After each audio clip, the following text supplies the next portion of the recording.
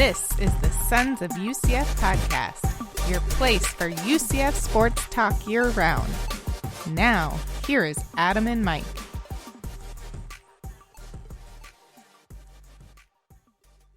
All right, for the 126th time, welcome into the Sons of UCF show. My name is Adam, and of course, as always, I have the bracket master himself, the one, the only. I think you're a 6th seed, Mike. I can't figure out where you're in that seating, by the way. The bracket master himself, Mr. UCF Mike, is with me. Mike, welcome back for another week, my friend. How are you doing? I'm nice and refreshed, back from vacation. Got back this morning. Feel good. Yeah, I saw that bracket. I mean, if you look at the bracket the way it's supposed to be typed up, it looks like I'm actually sitting in the 3 spot, I think. I don't know if that's an official seating, but traditional bracket says that's a 3 seed spot. Right, you've earned it, my friend, with all the work you've done on this greatest plays in UCF history stuff, which we will get to. We'll update you on the current status of that tournament, where we are. We'll talk a little bit about the latest stuff from spring practice, what's going on with the football team. We'll grab some charge on, charge off for you. We'll do some Cow of the Week, as always. We got a couple of questions from the Twitter land. And our guest this week is somebody who's currently battling in that greatest plays bracket, Davin Bush from the 2000 era UCF upset over Alabama and his famous pick 6 play. He will join us here this evening to recap that and the rest of his UCF career, Mike. So we have an action-packed show. But before you do all that stuff, you owe us one favor. You're going to go to wherever you're listening to us. Make sure you drop a little review. 5 stars would be fantastic. Also, make sure you follow us on all the social media stuff. That's at Sons of UCF everywhere. And if not, you can also follow Mike at UCF Mike 1 as well. And don't forget about our Thursday show, Mike, live Thursdays with Trace Trelko. We have a lot going on around here. It's worthy of a good seed in a tournament. So I'm glad you got up there because there's a lot happening. Yep, certainly is, and I'm ready to talk about it all right now. Great segue. Well, let's do this. Spring practice, Mike, the second consecutive Saturday open practice. This one featured a scrimmage, Mike, so the boys got after it in the bounce house. And, there were some mixed reviews. I guess if you're looking at everything that folks who were in attendance were able to glean from it, Mike, it looked like basically the defense kind of throttled down the offense. And Coach Malzahn talked afterwards about how really they're still kind of running basic offensive stuff, but by most observers, defense looked pretty sharp, Mike, flying around the football, making plays.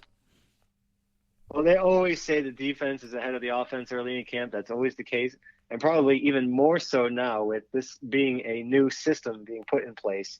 So you got to figure the offense has a little more time to get all the plays down there. They're just putting in the basic stuff right now, so it's not like they're going to be confusing the defense with any trickery or anything like that. So no surprise that the defense is off to a quick start. Now how we go from here and how far the offense can come between now and spring game is going to be a key. Yeah, Gus took the mic afterwards, said I guess they ran 97 plays, and he was kind of looking at kind of where they were. He talked to Mike. I don't know, we won't do a full-on UCF translator here, but his post-game presser afterwards was a little interesting. He seemed like there were still some parts where he was a little frustrated, still some things that he wanted to see a little bit better.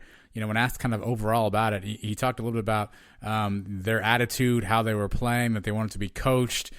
So whether that's just kind of his coach speak mentality or he didn't have much to say from an execution standpoint, but he talked a lot about attitude, effort, and correcting mistakes, and I think that was a good thing, at least that he talked about there were mistakes and coaches kind of own that correctiveness, but he didn't seem too terribly excited on the overall scrimmage if you listen to his post-game conference.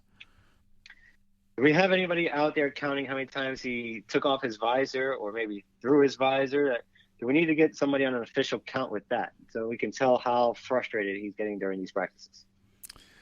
I don't know that we have anybody. No, I mean, position's still opening. I guess we are open. We can still interview for it, I suppose. So we'll take applicants if you want on our Twitter account there. But no, I don't think anyone's charting the visor throws, head scratches just yet.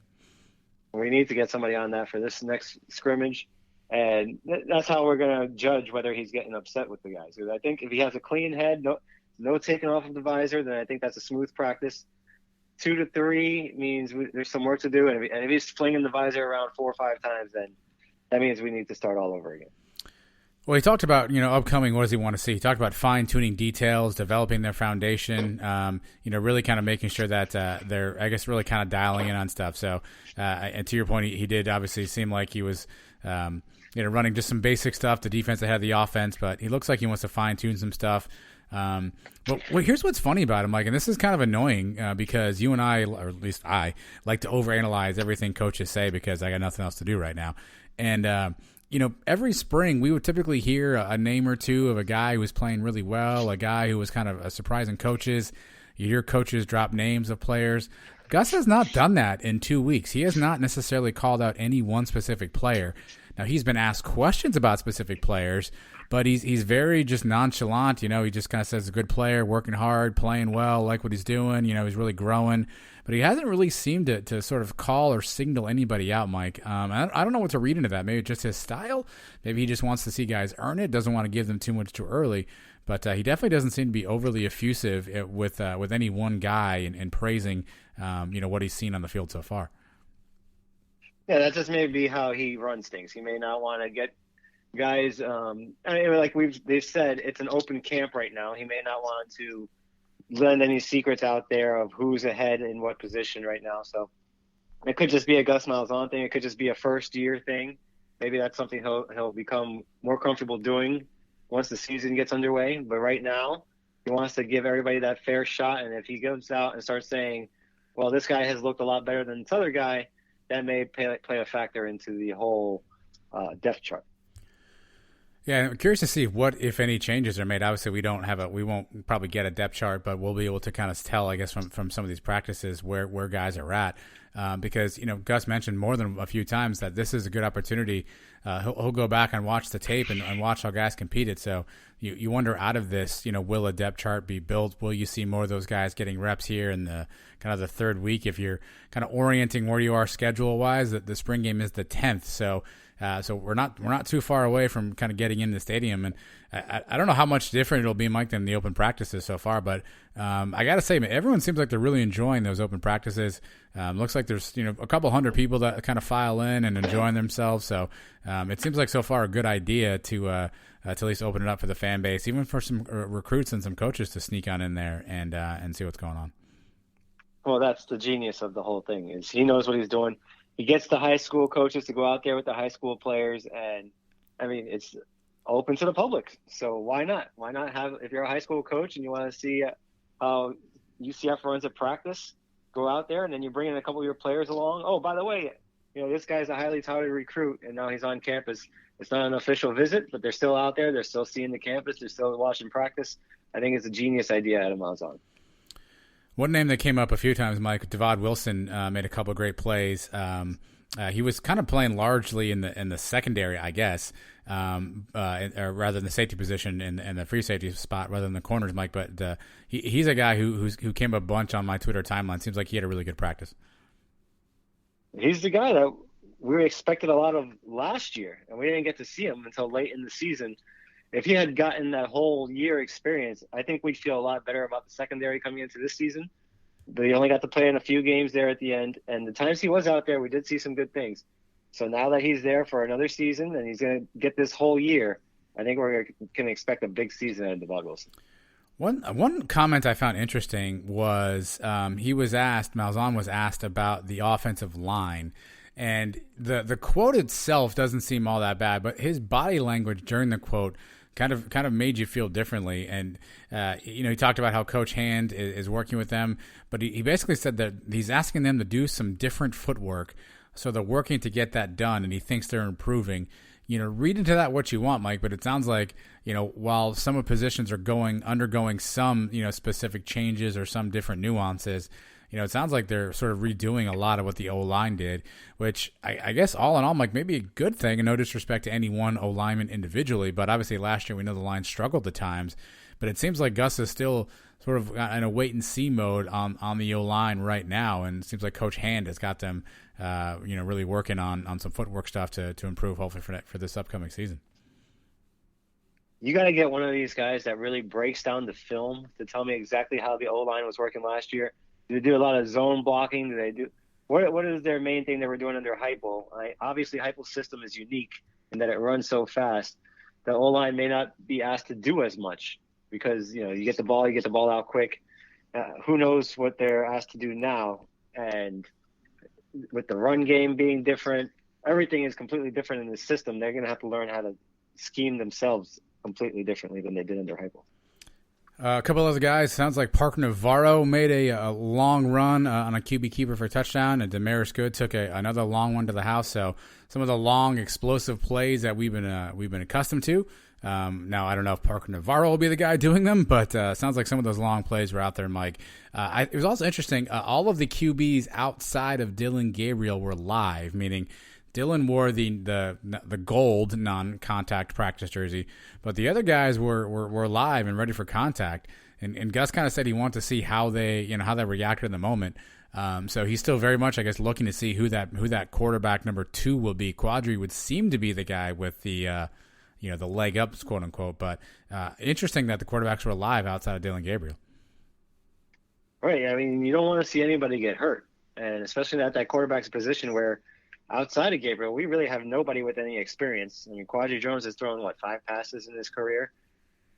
So that is a position where when we talked on the live show on Thursday night, what's going to be the hardest person to replace, everybody talked about Richie Grant and Marlon Williams, some receivers.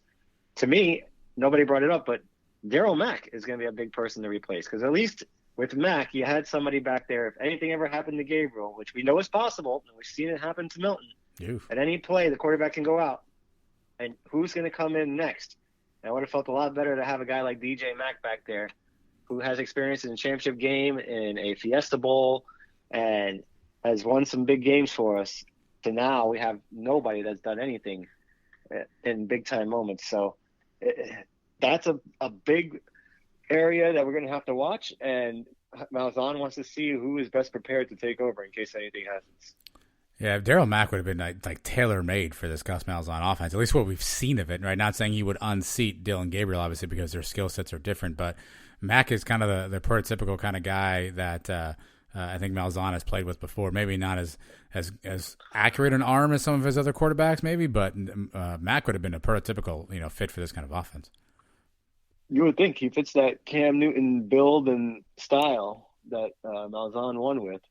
So he would have been perfect. And we don't know if there would have been a quarterback controversy because of it. Probably not. But like I said, if anything were to happen to Gabriel, I would feel comfortable with Mack coming in and running Malzahn's system. Well, that's kind of the update from spring practice, Mike. So far, not a whole lot of information leaking out. Obviously, UCF's doing a good job getting some people in there to watch practice, and we still have really kind of a week before we get into the spring game, which again April 10th, 12 noon in the Bounce House. I believe I saw, Mike, today. You can probably confirm tickets were released to season ticket holders. I think so. Those are now out there and available. UCF announced 50% capacity for the spring game.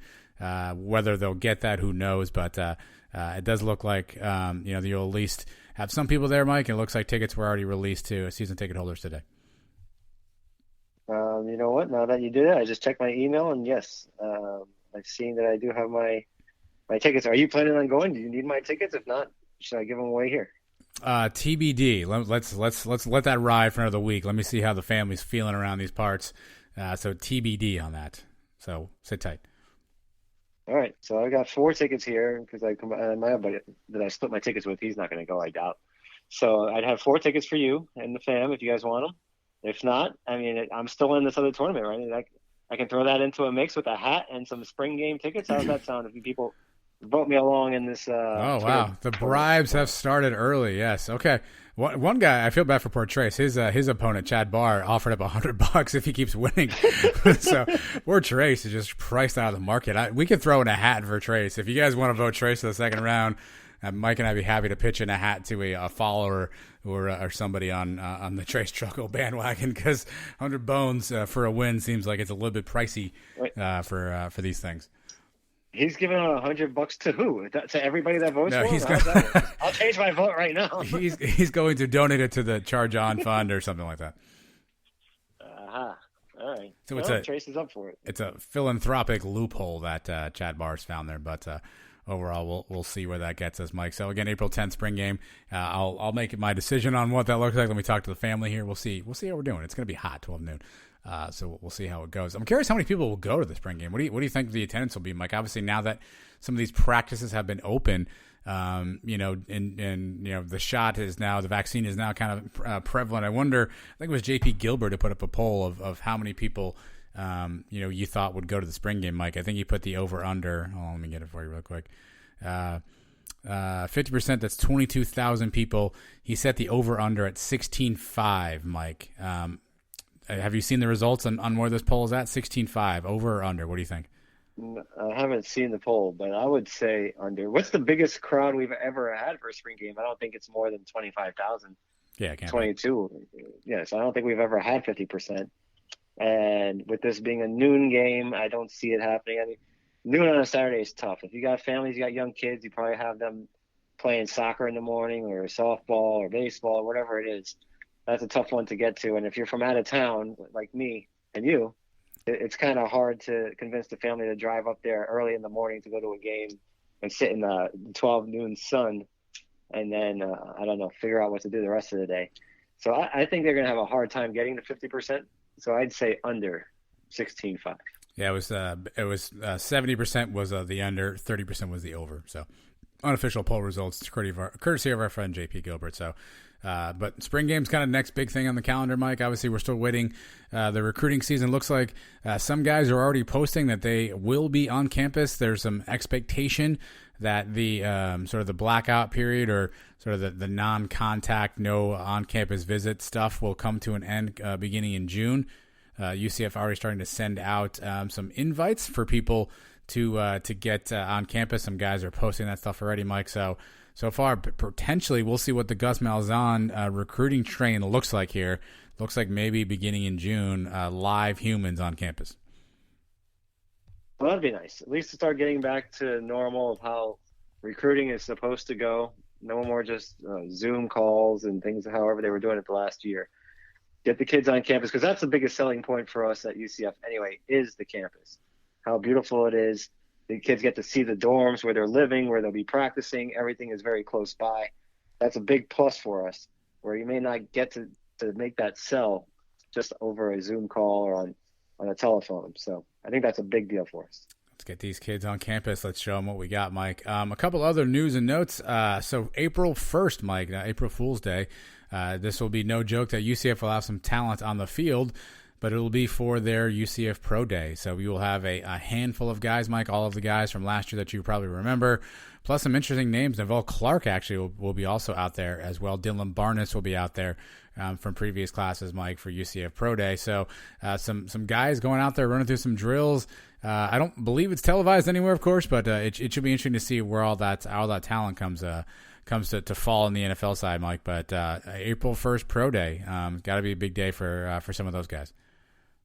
Huge day for these guys. That's what they've been training for now for basically their whole lives, but really the last couple of years and now these last few months since the season ended, getting in the best shape possible to impress these NFL scouts. It makes a huge difference in how much money they're going to make and which round they're going to be drafted in, or even if they're a unsigned free agent, which teams are interested in them. They can land in some really good spots and still make a career for themselves. And it's cool that we got guys coming back that weren't here last year that played for us before. I thought Neville Clark was on an NFL roster. I guess maybe he's not anymore. That's an interesting kid. I don't know that we've ever understood or got to understand what happened there. He was signed to the Vikings practice squad. They gave him guaranteed money. I'm sorry, he was an undrafted free agent. They gave him guaranteed money, and then he ended up getting released before the season started. And there were some talks, that maybe he'd sign with somebody else. He had some other offers.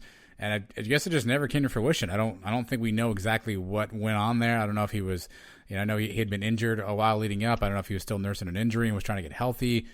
Maybe other teams weren't offering him a spot that he thought he was. So he was with the Vikings per camp, was allegedly playing really well, and then all of a sudden nowhere. So I don't know that we know exactly what his story is, but it sounds like he'll be out there looking to show scouts one more time what he's all about. Yep, good for him, and keep the dream alive. And Barnes, same thing. I mean, remember Matt Wright sat out for a while too. He wasn't signed with the Steelers for quite a while, and then finally got his shot. So kickers is different. Kickers, I mean, you can kick until you're 50 years old. You can. Kickers are different. So, like a guy like Clark may have a tougher time. He was already an older guy when he left campus here. Now he's got another year under his belt. He's got to be mid-20s now. Whereas if you're a kicker, you could be 35 years old. If you can still kick a field goal, it doesn't matter. Somebody will find a job for you. Well, in case you weren't aware, Otis Anderson, Tay Gowan, Richie Grant, Jacob Harris, Greg McCrae, Trey Nixon, Aaron Robinson, Marlon Williams, Dylan Barnes, Neville Clark will be there, Mike. Because we have nothing else to talk about and because, this is what we're here for, if you had to pick one name of somebody you think will stand out amongst those guys and you have no information, no effort, nothing that you can really look at here, who do you think will be the one name that will stand out? Did you see the photo the other day? I know you did because you posted something. Yes. Jacob Harris looks like a freaking behemoth next to these guys. He's huge. He's got the measurables that the NFL scouts are looking for. We know he's probably going to run the fastest time of these guys. He's got the size. He's got the speed.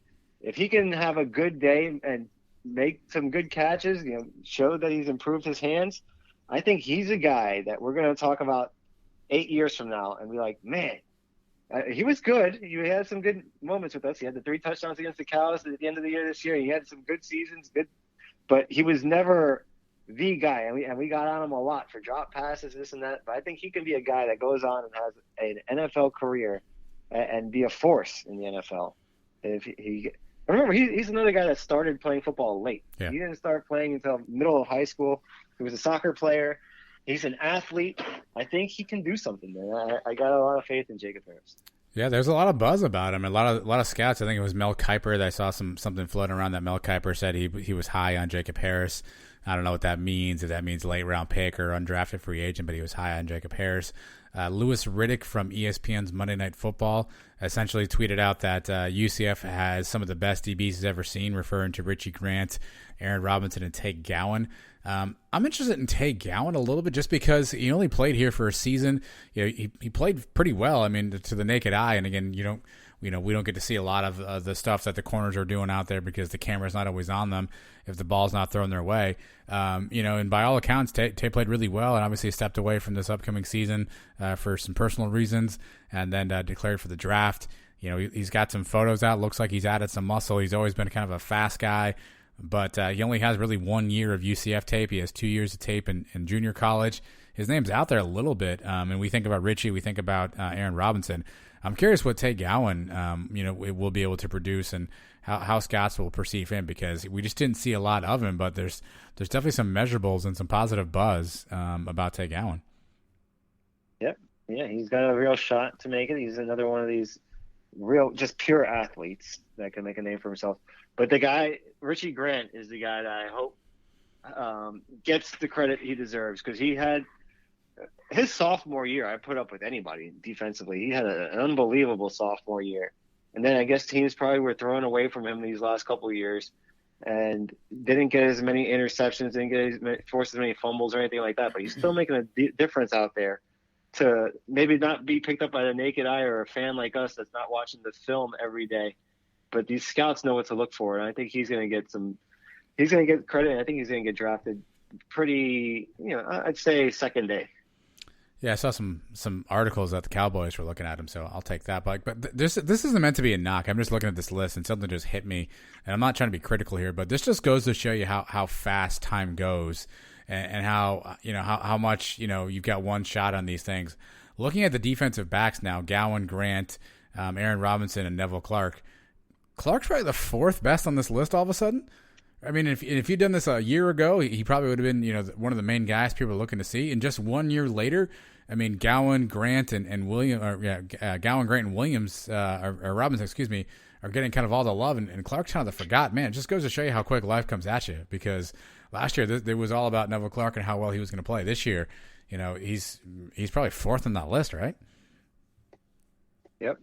And it also begs the question of how did our defense struggle so much? we have this secondary where we have 3 out of 4 guys about to be drafted.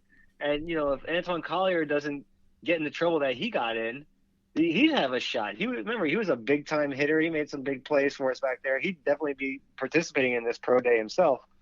What how are we giving up so many points on defense? Is it as simple as they were just on the field way too much because of the offense we ran? It seems to be the popular answer, but I don't know, man. Maybe we just misuse these guys.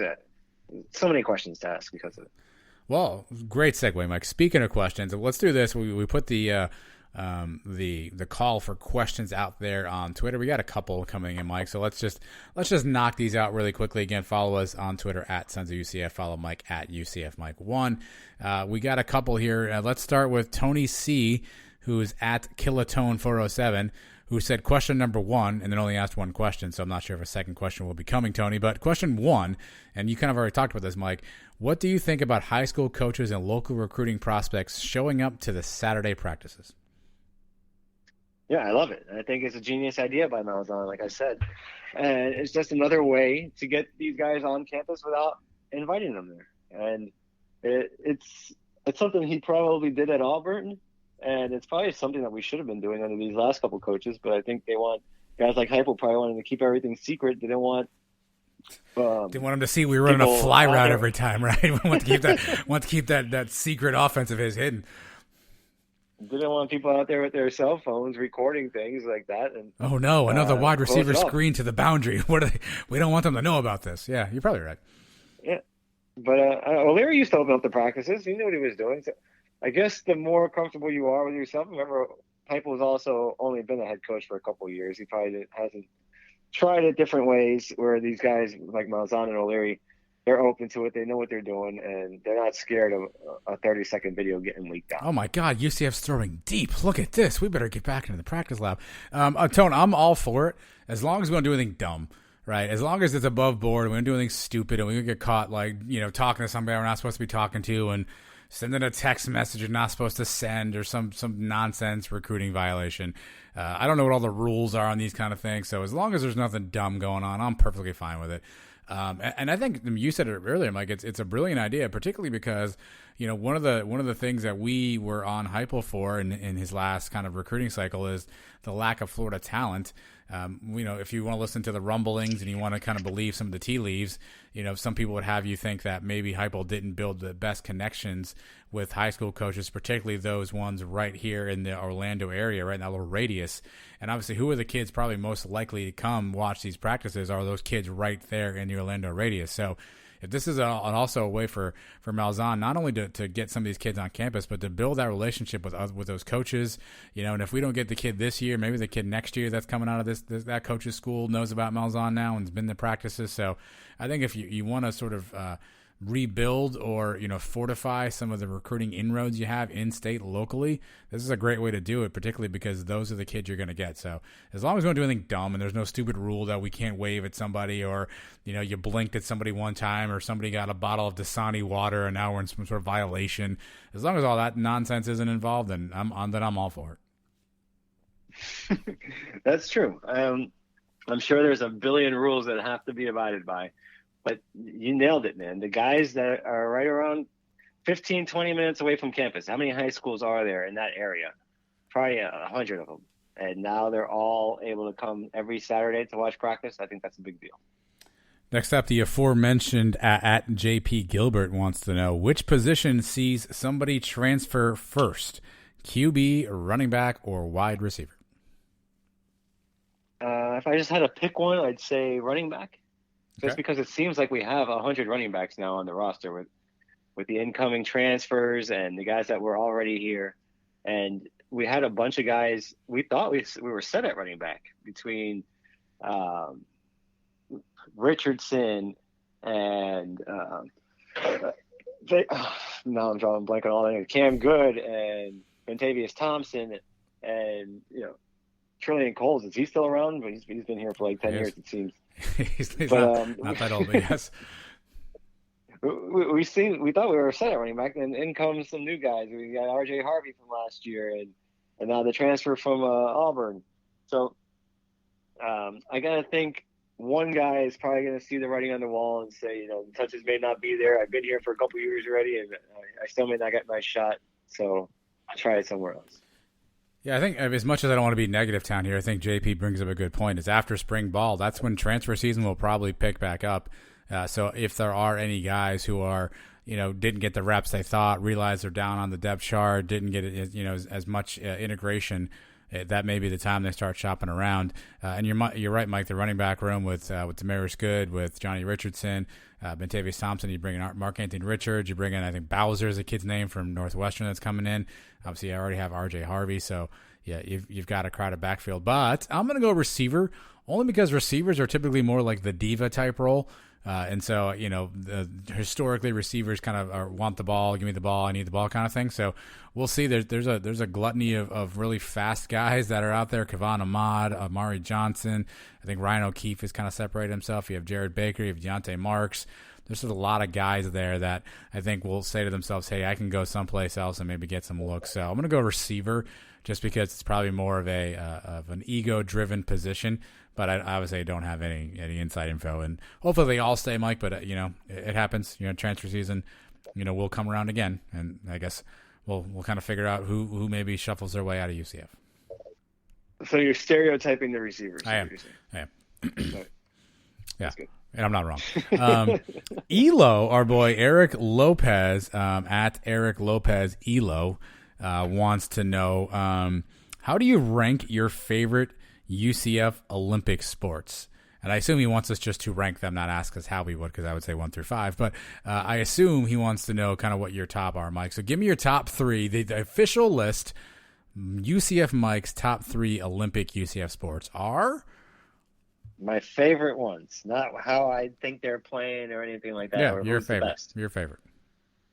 Well, just my typical favorite sports. We're not counting football. The Olympic sports, we're counting basketball, yes. So I'll put men's basketball right up there with number 1 among Olympic sports, because that's just what I've grown up watching. I go back to the days of, when we were on campus and Kirk's jerks and all that stuff. So that's, I feel bad for you right there, because you got hung up in the air trying to think of a player and you couldn't think of anybody who played there. No, I was actually trying to think of Kirk. Okay.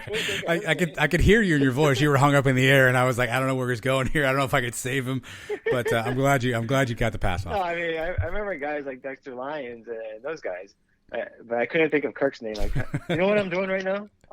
I just got back from vacation. I'm drinking beers during the show, which I never really do. Usually I got my water bottle. Okay. I'm sipping on an IPA right now. Okay. And as the show's going on, as you might be able to tell, I'm having a hard time remembering players' names. Okay, all right. But you just give me a signal, buddy. I'm here for you.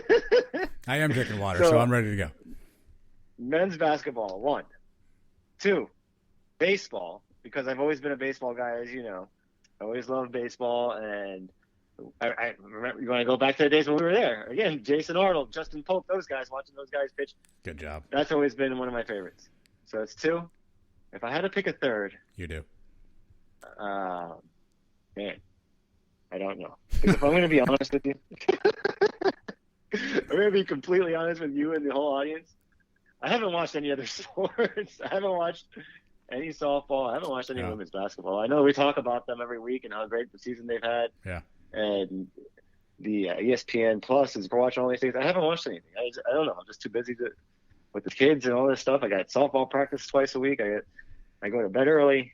You want me to pick one? I'll say women's basketball. This is turned into okay. So in an upset, I'm surprised you didn't go baseball first. No, I mean baseball as a sport. Yes, I love baseball more than basketball. Now I haven't watched an NBA game in probably like 15 years, and I watch the Yankees basically every night once the season gets going. Baseball I do like more, but college sports, I pay attention more to college basketball than I do college baseball.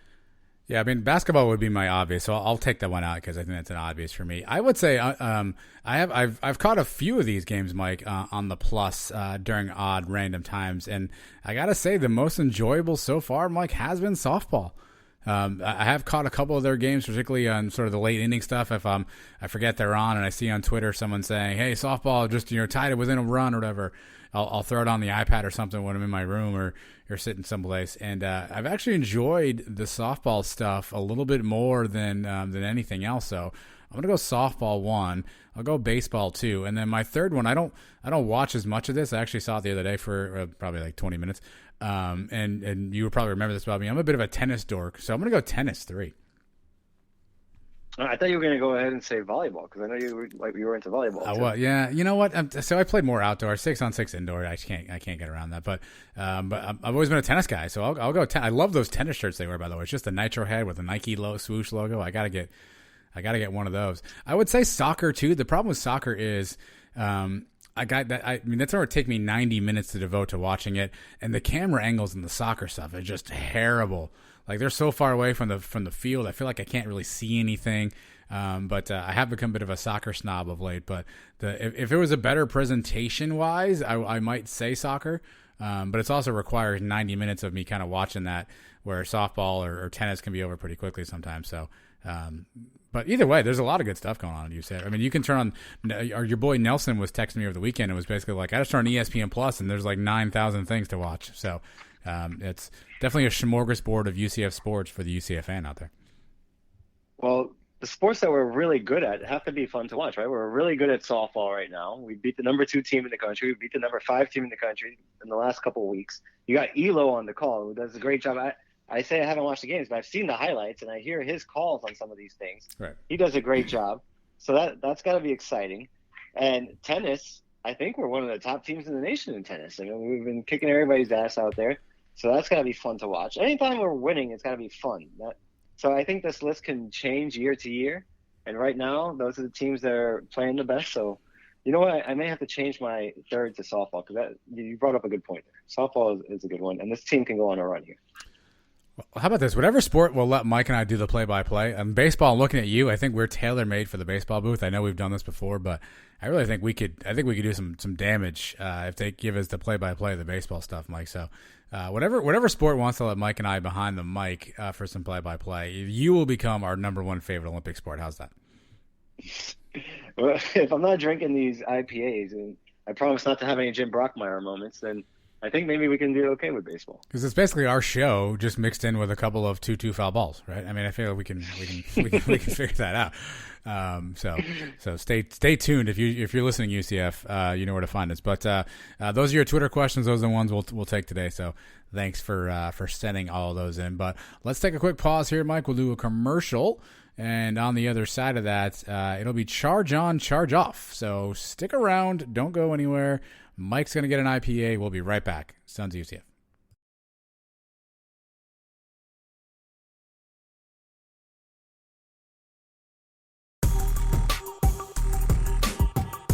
Mike and Adam, Sons of UCF. That'll move those chains. That's good enough for another UCF first down.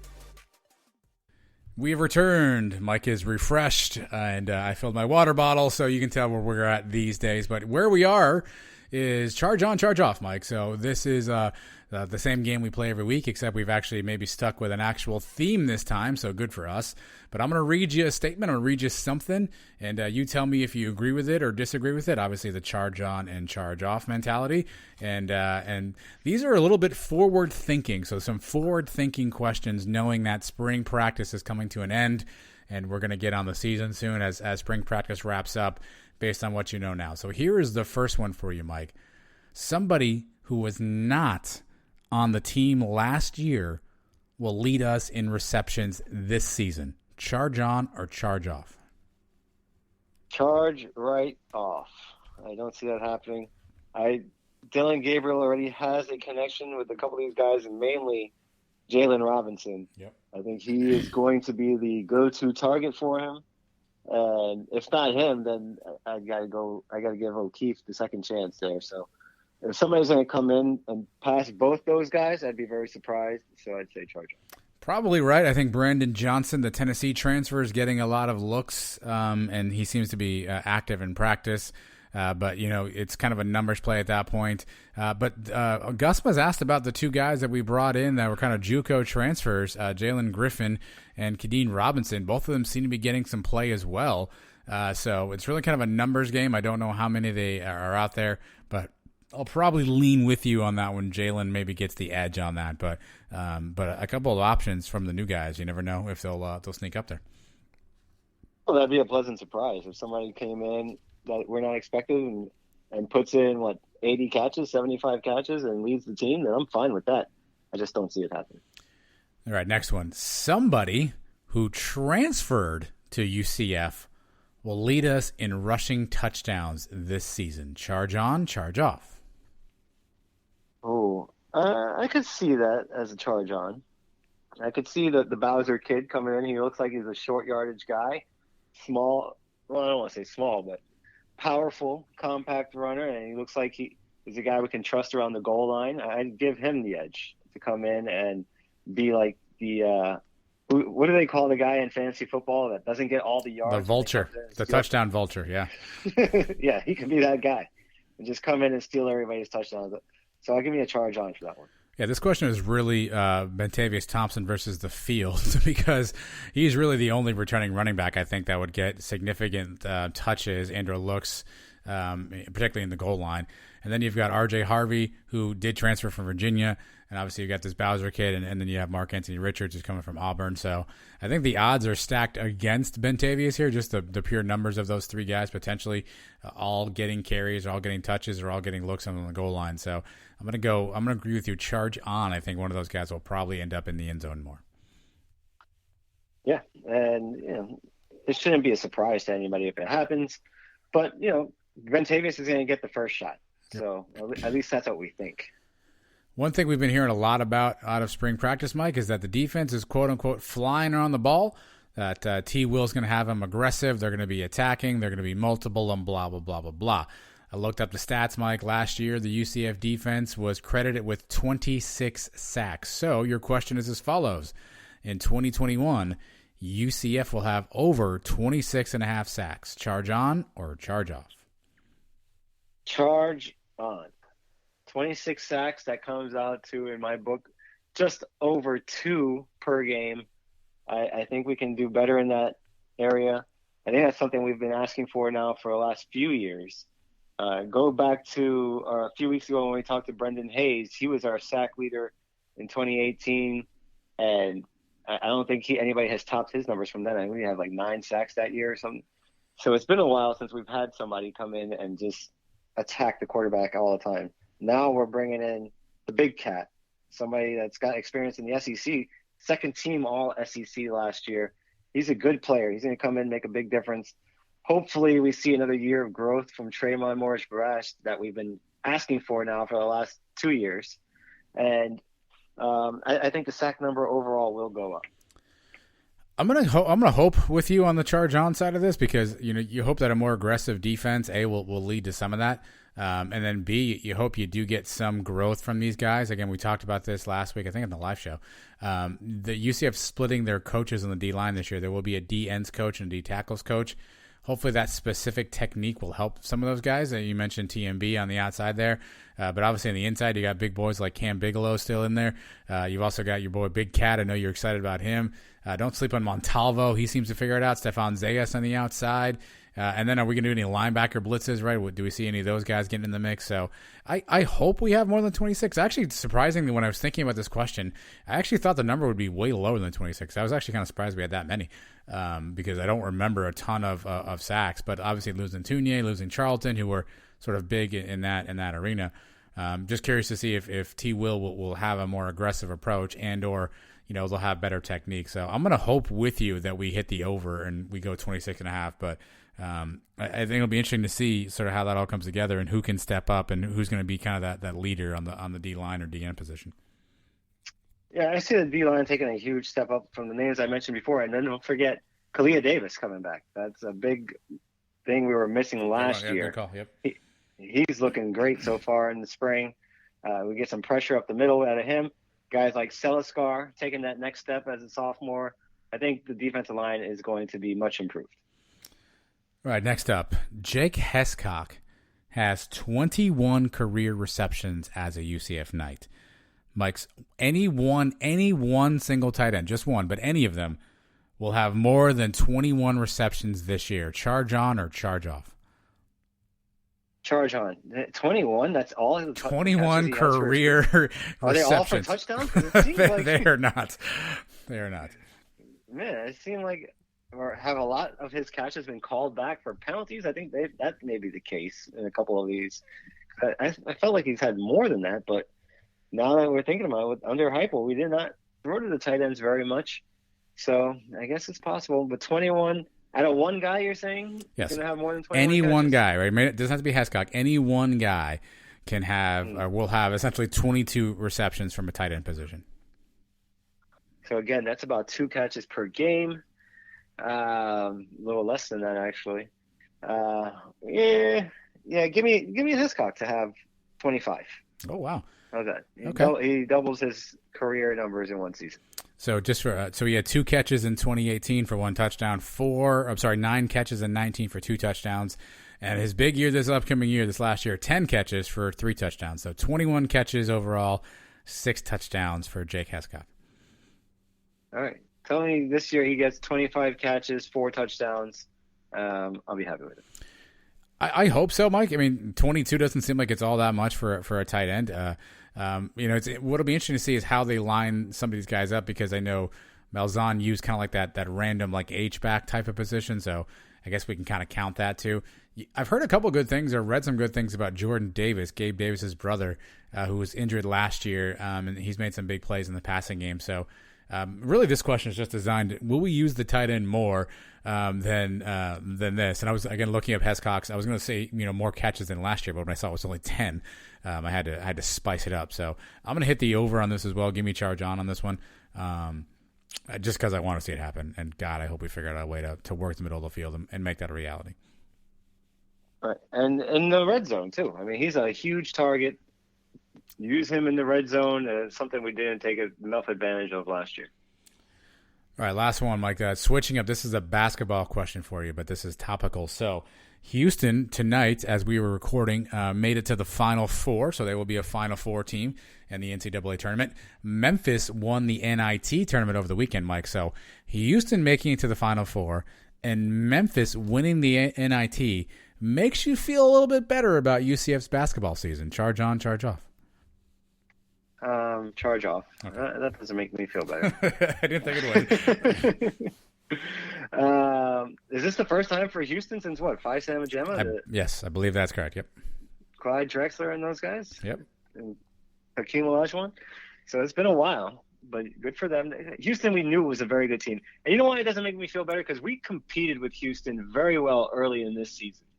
And that was coming off the Florida State win and the Auburn win. And then remember, we did a pregame show for the Houston game the first time we played them. We were right in that game for the first 40 minutes of that game, first 35 minutes of that game. And we were right there. And they didn't seem that much better than us. And then the second time they played us, they kicked the crap out of us. But that first time, they didn't seem that much better. And I thought we had a lot of potential for this season. And to me, it didn't come through for whatever reason. We lost a lot of close games. We lost a couple one-point games to Wichita. We lost a one-point game to Cincinnati. We lost games that we should have won in my eyes. And that's why it doesn't make me feel any better. I think I don't want to say it was a wasted season. I understand the COVID thing, but every team went through COVID, so I don't buy that as an excuse either. So, no, it does not make me feel better. How's that? Charge off. Yeah, I think I'm charging off on this one too. I thought about it for a moment. And I said to myself, all right, well, we hung in those games to your point, except for that one game against Memphis. We were in these games, but it wasn't those games that got us tripped up. It was losing the close ones like you talked about to Wichita. It was losing some of those games that we just had no business losing and not being able to close late. Getting Temple game. The Temple game. The first game against Temple coming out of the COVID. We were beating them up, and we blew it. We blew that game in the last 2 minutes. It was blown. So, that's why I don't feel. I mean, it's cool for the American at least to see that we have a solid basketball conference. I know we don't have the same. I guess we don't get the same crap that we get in basketball that we get in football because it's a bit of a different sport. But it didn't make me feel a ton better. But we could have beat Houston. You're right. But Memphis, they blew us out. We also played them back-to-back, which is odd, in like 2 nights because they got mad at us because somebody got COVID, which seems like a really fifth-grader way to handle that, but that's just me. Yeah, but like you said, those are not even the games I'm mad about. It's the other ones. It's the Wichita games. It's the first game against the Cows where we blew a double-digit lead. It's the Temple game. And everybody is saying how we played so much better down the stretch. Well, yeah, we played East Carolina, we played Tulane, and the crappiest teams in the division. When the season started and we went through the schedule, we said, hey, we could really finish strong here. The schedule is weak at the end. All we have to do is tread water or play 500 ball here in this tough middle stretch. and we went, 1-7 in that 8-game stretch. So that's where the season was. So not working. Gotcha. Makes sense. All right, well, that's charge on, charge off, Mike. Let's transition while we're I don't want to put another break in here. Let's just go right to your greatest plays tournament bracket. So for those of you who've been following along on Twitter, and if you haven't, you really need to be, at UCF Mike 1, you are releasing new matchups multiple times a day. You took the weekend off as a much-deserved break, but we are now on to the Sweet 16. So you have the I think have you released all of the matchups for the Sweet 16 yet? No, I did 4 today. I'm going to do the other 4 tomorrow. All right, so the 4 that are out today that you can vote on, Mike, and then I'll let you talk about the 4 tomorrow. So we have J.J. Wharton's catch, which is a 2 seed, versus Brandon Alexander's forced fumble against Houston in 2014. Spoiler alert, J.J. is probably going to run away with this one. Spoiler alert number 2, a lot of people are mad that this is a 2 seed. That seems to be the biggest feedback you ever get, Mike, is why is this a 2 seed. But J.J. looks like he'll be cruising in the Water Tower bracket into the Elite 8. The Reflecting Pond bracket has number 1 overall seed Mike Hughes versus Antoine Collier's INT at the end of the Peach Bowl, Mike. Spoiler alert again, Hughes is going to run away with this one as well. So he'll probably firmly get into the Elite 8 there. Water Tower bracket, Sweet 16, number 1, Javier Borlegi, the kick against Alabama versus Trey Neal's INT versus Memphis. This one's still tight here on Twitter, Mike. Trey Neal, 51-49, as we talked about this on Monday, 18 hours to go. So we'll see how that shakes out. And the last one we have out right now, Reflecting Pond bracket, Taj McGowan's Go Bone versus Memphis, and Latavius Murray's touchdown against Georgia. Right now, Taj is in the lead, Mike. So that's those are the first 4 matchups of the Sweet 16. Which any of those kind of you feel strongly about or more strongly about than the others? Well, it looks like the 1s and the 2s are all going to advance, and the Elite 8 is going to be nothing but 1 and 2 seeds, which is going to show you how well I seeded this thing. The one that's having trouble now is the Borlegi kick, the 1 seed, which is having trouble with the number 4 Trey Neal interception. But that's on Twitter. I'm going to have to go over to the dungeon and see how the voting is going there, because the dungeon has corrected some of these Twitter votes. The Twitter vote is a lot more recency bias. Skews younger, yep. And yep, it's way younger. So I'm looking right now in the dungeon, and the dungeon, Borlegi has a bigger lead. He's up by about 15 votes there, whereas Trey Neal on Twitter is winning by 2%. So that one may come back to Borlegi if the votes go the way they're going now. And the other 1 seed is cruising. Obviously, Mike Hughes, we haven't had 100% vote on any of these throughout the whole tournament.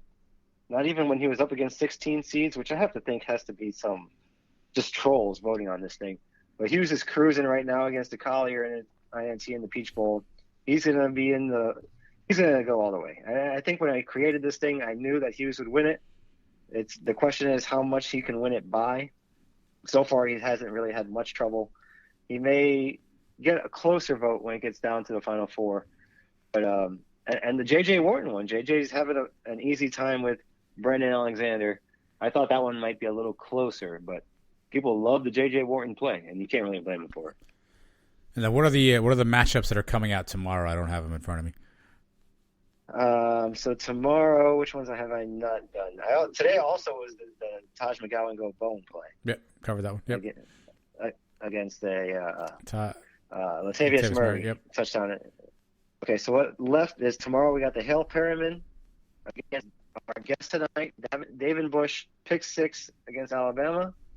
I think probably the Twitter vote is going to go strong with Hale Perriman on that one. He'll probably pull away. That's another 2 seed. The 1 seed, Jaquan Burkett, pick 6 against Auburn, is going to go up against Rennell Hall's first touchdown in the Fiesta Bowl.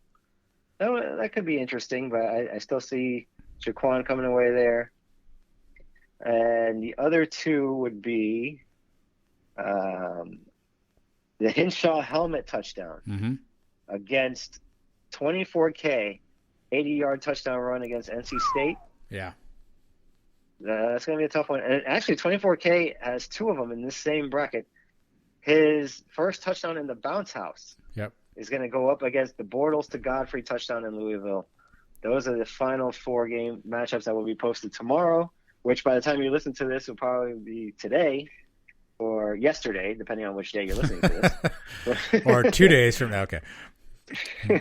But anyway, those are the last four, and then we will have a Final Four probably by Thursday, Wednesday. By the time we do the live show on Thursday night with Trace, we should know which Final Four plays in UCF history it's coming down to.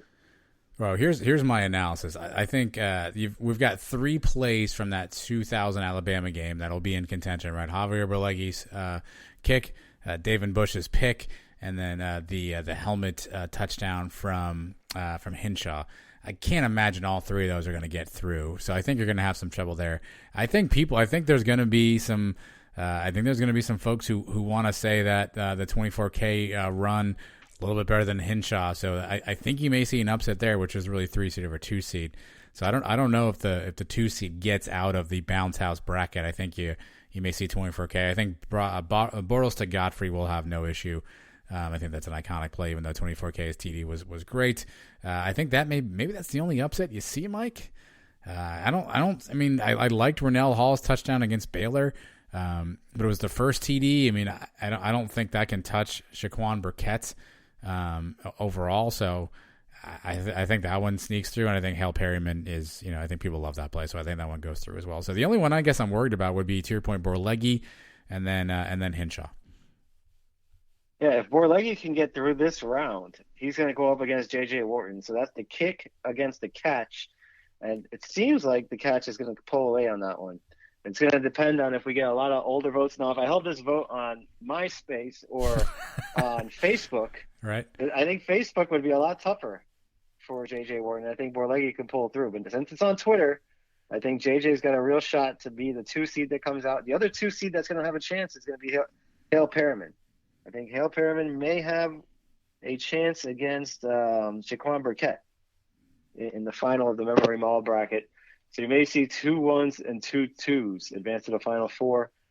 But it's been a fun tournament, man, and we're almost towards the end. It's actually getting easier for me as we get closer to the end. There's less videos and less things I have to come up with.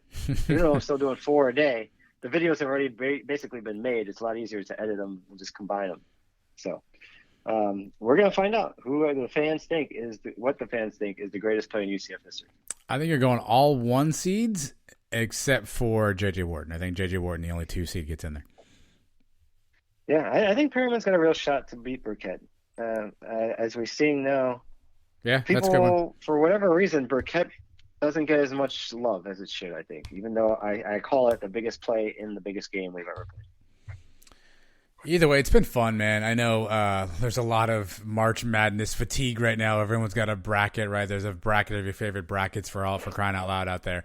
But it's been a lot of fun watching these plays go over and over again, and just kind of seeing the dialogue. People talk about their memories. People arguing back and forth about, no, that was the biggest play. No, that was this one, which just goes to show you how some of these plays impact everybody and how lucky we are that we have 64 of these options that we can roll through, Mike. So stay with us. Final Four coming soon, and then we will have the ultimate greatest play in UCF history challenge.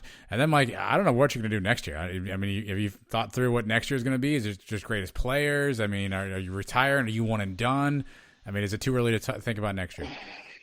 Well, hopefully, after this magical year Malzahn gives us, we're going to have 10 more plays to add to this list, bump out some of these other plays. We may have to do the same thing again. But, yeah, we could change it up. We could do greatest players. There's a lot of different ways we can go with this. I mean, obviously, we're not doing Twitter Mafia, folks. That's pretty much been – they have the market cornered on that over there. So we're happy to be a part of it. And I think we're doing pretty well so far. You are, yeah. Done for the day. Last I checked, you would open up a nice lead there. So good for you. Trace also in it. The Suns account apparently wasn't eligible. I don't know why, because I'm not really sure. But better for us. Yeah, they said no podcast by itself could have it. Like if you had an individual handle, then they would put you in. But it's not like I hide who we are, by the way. But yeah, go ahead. Yeah. No, last year I was in this thing. I was a 16 seed. I was one of the last ones in the tournament. I think I was the number 63 overall and got bounced early. This year, hey, I'm getting a lot of votes here. The matchup I'm in has one of the most votes going. and I have a lead right now. I haven't done any politicking for it until just now on this show. But like I said, by the time people hear this, it's over. This voting will be done. So I'm going up against some guy named UCF Jaguar. I don't know if he drives a Jaguar. I think he's just a fan of the Jaguars and UCF. Maybe if he gave out rides in a Jaguar, he may be able. It's probably much more likely he's a fan of a Jaguar than he drives a Jaguar. But that's a good point. I hadn't considered it, Mike. That's a very good point. No, yeah, I clicked on him. He actually seems to be a big Jacksonville Jaguar fan. If you look at his profile pictures and everything, probably a bigger Jaguar fan than a UCF fan. If you look at it, he says he's the creator of the largest Jacksonville Jaguars channel on YouTube, and he's got a Jaguar as his proto. So I don't know how much of a UCF fan this guy is. He's definitely no UCF Mike 1, and the numbers are reflecting that as we speak. Oh, I don't know. Y'all are just playing for second place, though. Jan and Britt need to have this thing locked up. I'm throwing my full support at the Jan and Britt bus to win the Twitter Mafia poll. So that's where I'm at with it. But make sure you vote. Vote Mike. Vote Trace. You guys could you guys face off? I think you guys are in the same half of the bracket, right? Yeah, I think if we both win the first 2 rounds, we would face off in the Sweet 16. All right. So that's what I'm hoping for. That would be ideal, especially for Sons of UCF Live fodder. Yes. But I don't know. Trace is having a hard time. Chad Barr is offering up money. Yes. Trace needs to step his game up and offer up something. I think you suggested a walk and talk, personalized walk and talk for everybody that votes for him. I wasn't going to mention it, Mike, but now that we're here, I did tell Trace, here's a money idea for you, right? If creativity can always beat money, here's what you do. You offer personalized walk and talks, right? So someone sends in Trace some details, and then Trace gets it there. Hello, Night Nation, Trace Choker here. Don't forget to join Jimmy on Thursday afternoon when he has a big presentation. PowerPoints, charts, graphs. We're covering them all. Sales figures, ups, downs, arrows, amortization. You don't want to miss it here live. Jimmy's office Thursday. Go Knights. Charge on. I mean, I think that's gold right there. I think you, just now, from that, what I heard. Yeah. I think you can start doing some of these walk and talks. I think you'd be great at it. I need to do my Trace Choco. Yeah, it's my Trace Choco impression, though. If someone's got one, I will happily, join Sons of UCF Thursday as Pete has a crazy Little League game against the Renegade Warriors. I mean, whatever you need. I mean, I'm here to help out. Here's what you do. You start doing walk and talks, but you start walking backwards. Has he done that one yet? Because I know he does different places. He's always in a different spot. Yeah. Let's see a little walk backwards and see how good. Maybe you should do one of those. All right. Well, I'm gonna we'll whiteboard that a little bit. We'll spitball that. We'll see how that shakes out. But either way, make sure you vote on Mike's brackets. Make sure you vote for Mike, but make sure you vote on Mike's brackets as well. Again, Final Four is coming soon. But what is coming up next is one of the guys who's in this bracket, an actual live player, not just a Twitter Mafia situation here. He's going to talk about his play, and maybe he'll give you a little politicking why you should vote for that. So don't go anywhere, Sons of UCF. We're coming right back.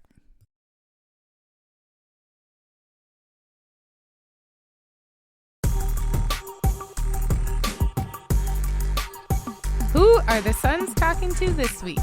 Let's find out. All right, if you're following along on social media, Mike has done a fantastic job of chronicling a tournament bracket of some of the greatest plays in UCF history, and that got us to kind of reminisce about some of the big plays, and some of them you probably remember a lot, but others have had a huge impact, and maybe you haven't thought about them in years. So when Mike unearthed the play that this gentleman made and added it to the bracket, it definitely brought back memories for us, and we are really happy that he was able to join us on the show tonight. Ladies and gentlemen, Davin Bush, former UCF defensive back, is with us this evening. First off, Davin, thanks so much for taking the time to join us on the show. No problem. Well, let's start way, way back in the beginning. I know you went to UCF. You're kind of a late '90s guy, and so that's when you got to UCF. But obviously, that was a long time ago. Tell us a little bit about your recruitment. You're out of Miami, of course. So how did you end up from Miami, getting all the way up to Orlando and playing for UCF? Well, I was recruited late. For some reason, somebody told coaches that I didn't have the grades. So one of the UCF coaches, he came down and he was just looking at me. He was like, Bush. And I was like, yeah, my name is Bush. He was like, man, the word around, you don't have the grades. I'm like, what are you talking about? I said, I passed the SAT. He's like, for real? I was like, yeah. He was like, okay, give me a highlight tape, and then we can go from there. I said, all right, cool. So I made up a highlight tape, and I was going to mail it in. Then I was just sitting there talking to my dad. It was a Friday. I never forget. It was a Friday. He was like, you know what? Let's just drive up there and just take it to him. I was like, okay.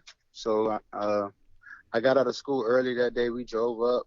I gave them the highlight tape, and they were just like, it was at Wayne Dench. I never forget. I was at Wayne Dench, and it was like, I just sit here, just sit tight. We're gonna watch the tape, and then we'll come back, and then we'll go from there. So they went in, they watched the tape. When they came out, everybody was just smiling. All the coaches were smiling. They came up shaking my hands. So I was like, oh, my highlight tape was pretty good. So after that, Coach McDowell was he was like, we're gonna get somebody to take you around to view the campus, and when you come back, we're gonna have a full scholarship for you to sign. And I was just like, okay. I was just like, wow, okay. So that's my story. So I didn't have the story because I signed late, so I didn't have that story where everybody signed on signing day. But another reason why I went there too, because I was the first class that they went D1. Yeah. So I was the first class to go D1. Then I looked at the schedule of all the teams they was playing. So I was like, oh man, they playing everybody I want to play. And then I get to stay in the state of Florida. So I'm like 3 hours away from home. So it just made a lot of sense for me to go there. And then I wanted to be a part of something new because I knew like it was going to be a matter of a time when UCF would be on the map, just like any other big time school. So I wanted to be like a part of something new. And that's one of the reasons why I went to UCF. Well, first off, kudos to Coach McDowell for closing the deal on the spot like that. That's clutch. But I think it's funny too when you mention highlight tape. I think kids or people listening today think that they go to their huddle tape, they throw it on the internet, and they email it to the coach. But back then, you legit had to make like a VHS highlight tape, didn't you? Right. I had to go to one of the film directors. It was actually a student that actually made the tape for me. So I went in. I took some tape in there, and we kind of went through it, and we just found all the good plays, and he put it together. And me and my dad, we drove up there.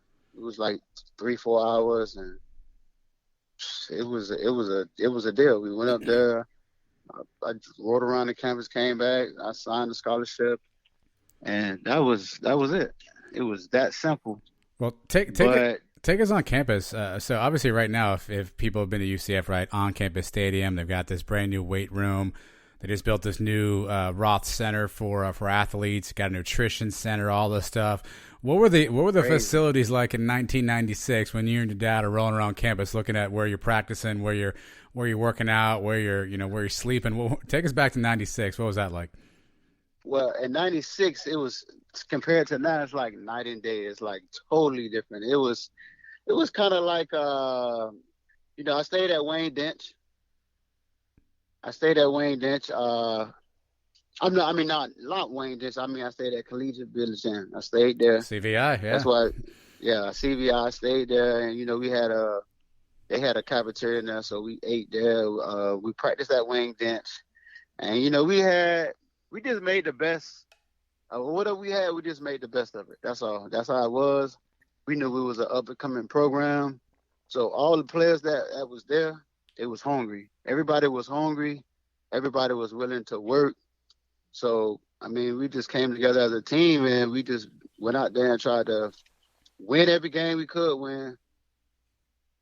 And that's just how it was because, a lot of players we was undersized because, they got the quota. They want all players to be this certain size or this height. So a lot of players was, overlooked because of other players. So, we got a lot of players like that. But we was good. Every game we played in, we was in the game. We played Georgia. My junior year, we lost 23-24. Oh, we're gonna get there. We're gonna get to that game. There's a lot to talk about on that one.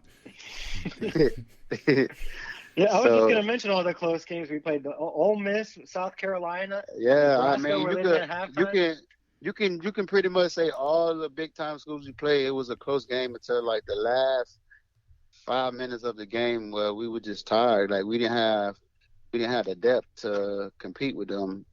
You know, they had 2 or 3 rotations. It was just the starting lineup.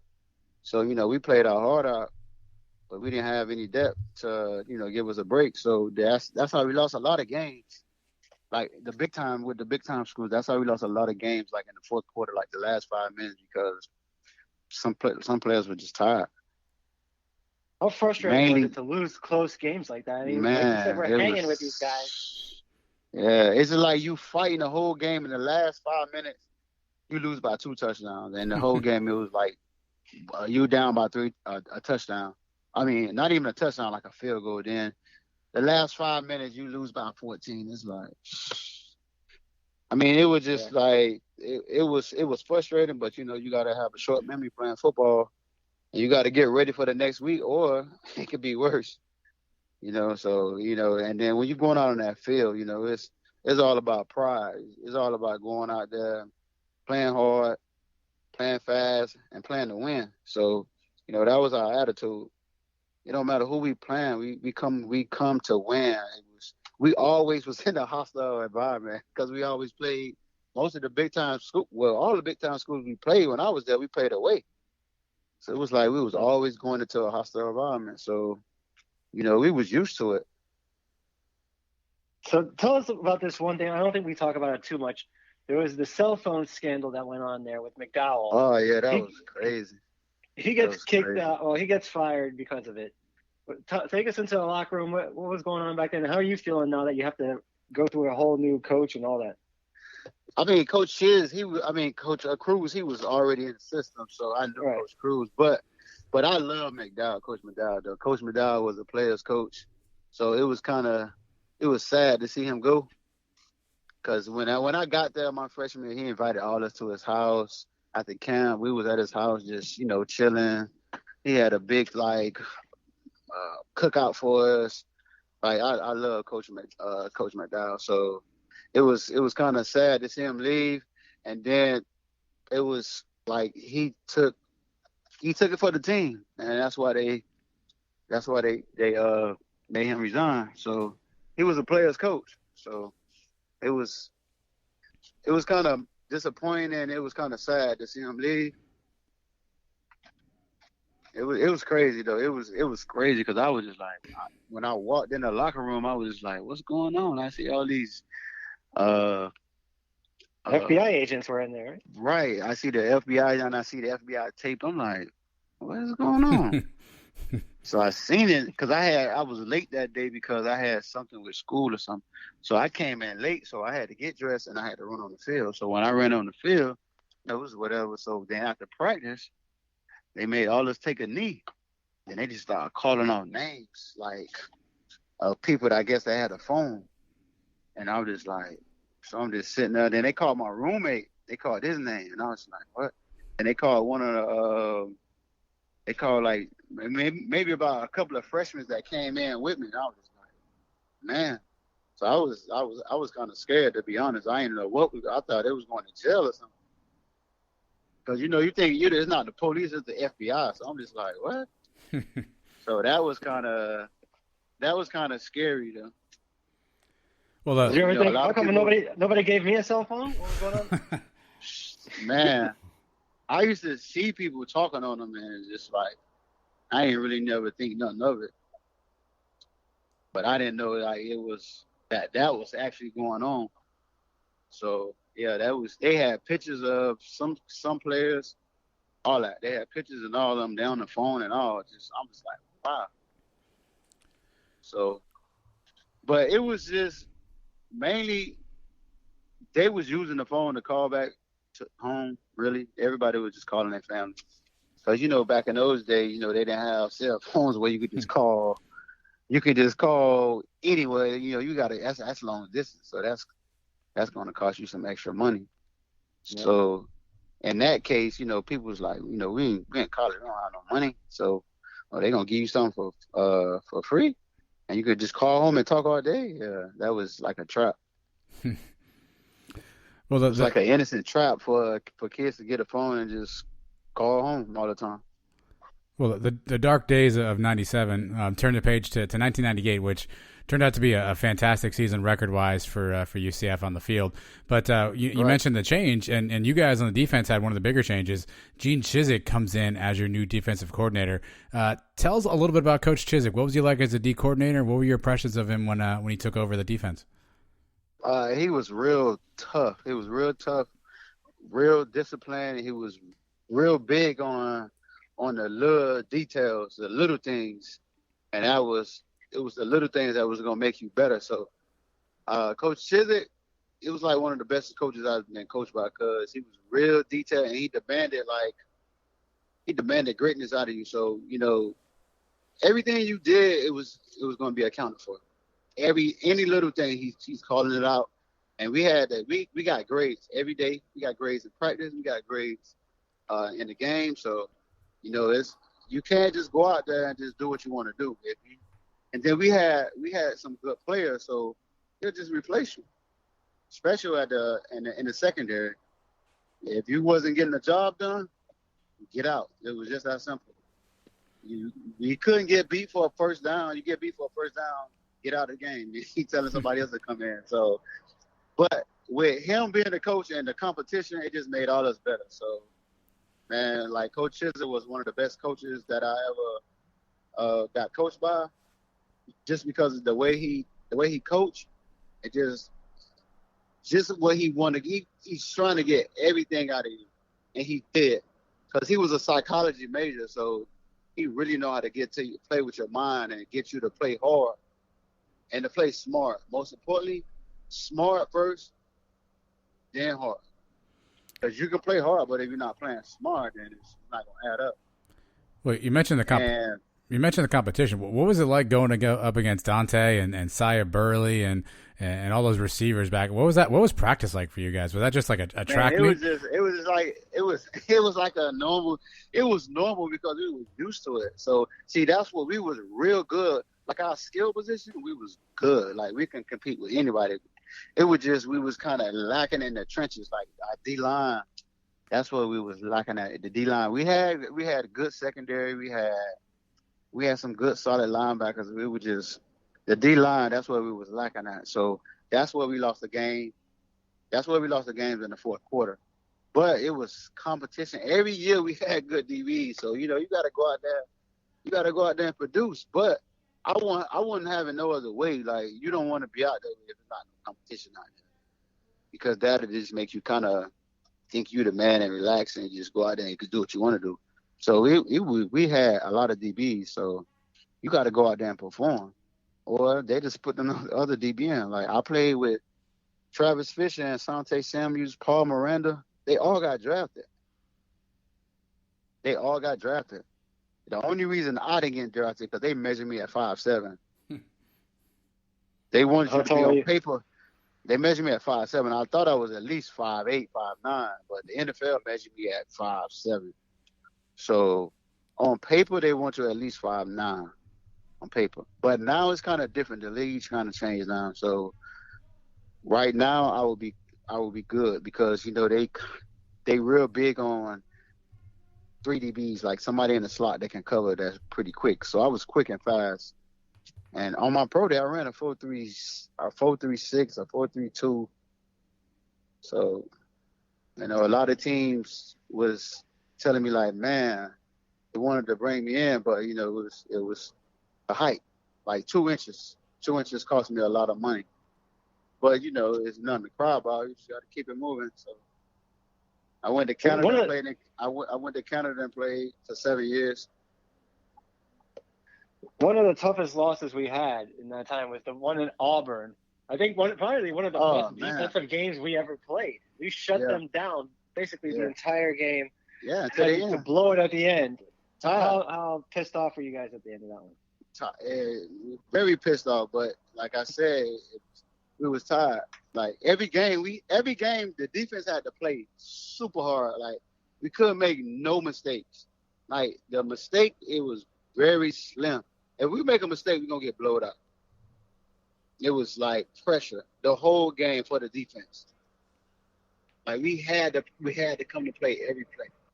It was a lot of pressure. Then you playing in front of 80,000 every game. So, and we knew we had to play, and it was like they told us like we can't make mistakes. Like you can't make mistakes. You can't give up touchdowns. It'd have been some blowouts.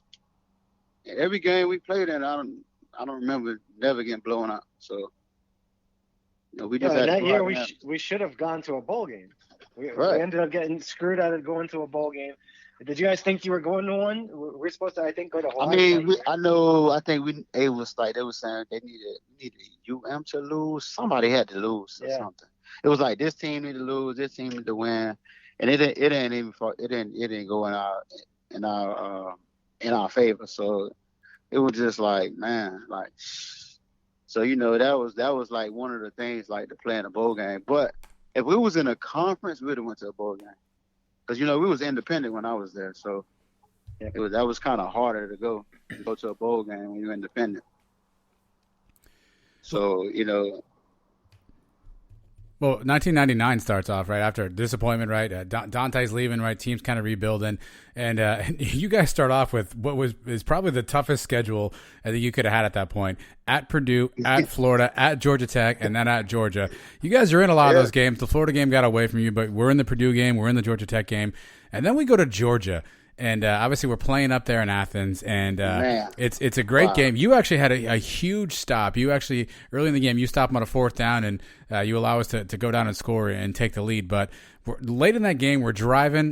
We have an opportunity to potentially maybe tie the game with a field goal. Kruczek decides to roll the dice and throw one more time, throws in the end zone, and they call offensive pass interference on Kenny Clark, which to this day, man, that was just some home field advantage. Yeah, so take me into the field. Take me into Davin Bush's helmet on that play. What are you thinking? What are you feeling? Like, what are your emotions? I'm just like, man, they just don't want us to win. They don't want us to beat Georgia because they rank 9 in the nation. Like, wow, like give us a chance, like a fair chance. Like that's all we asked for, is a fair chance. Like we put on our pants just like they put on their pants. Give us a fair chance.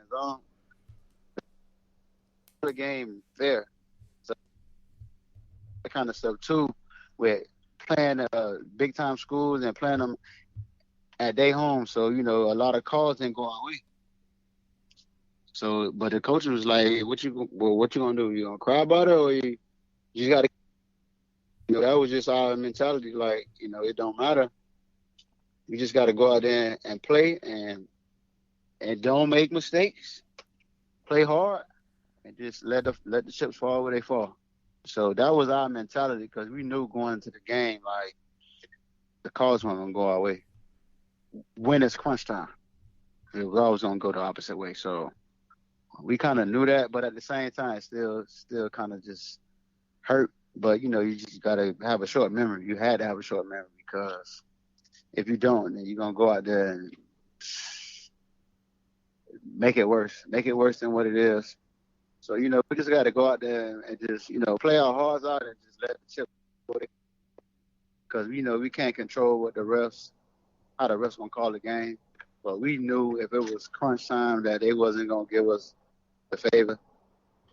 But I had a pick that game, and I dropped the pick because I took my eyes off the ball, because I was thinking about it's funny, but I always reminisce on that play because I'm a trainer now, so I train kids for football. So I always reminisce on that play, and I always tell the kids about that play. Like, you got to make the plays when they come, because they're never going to come back.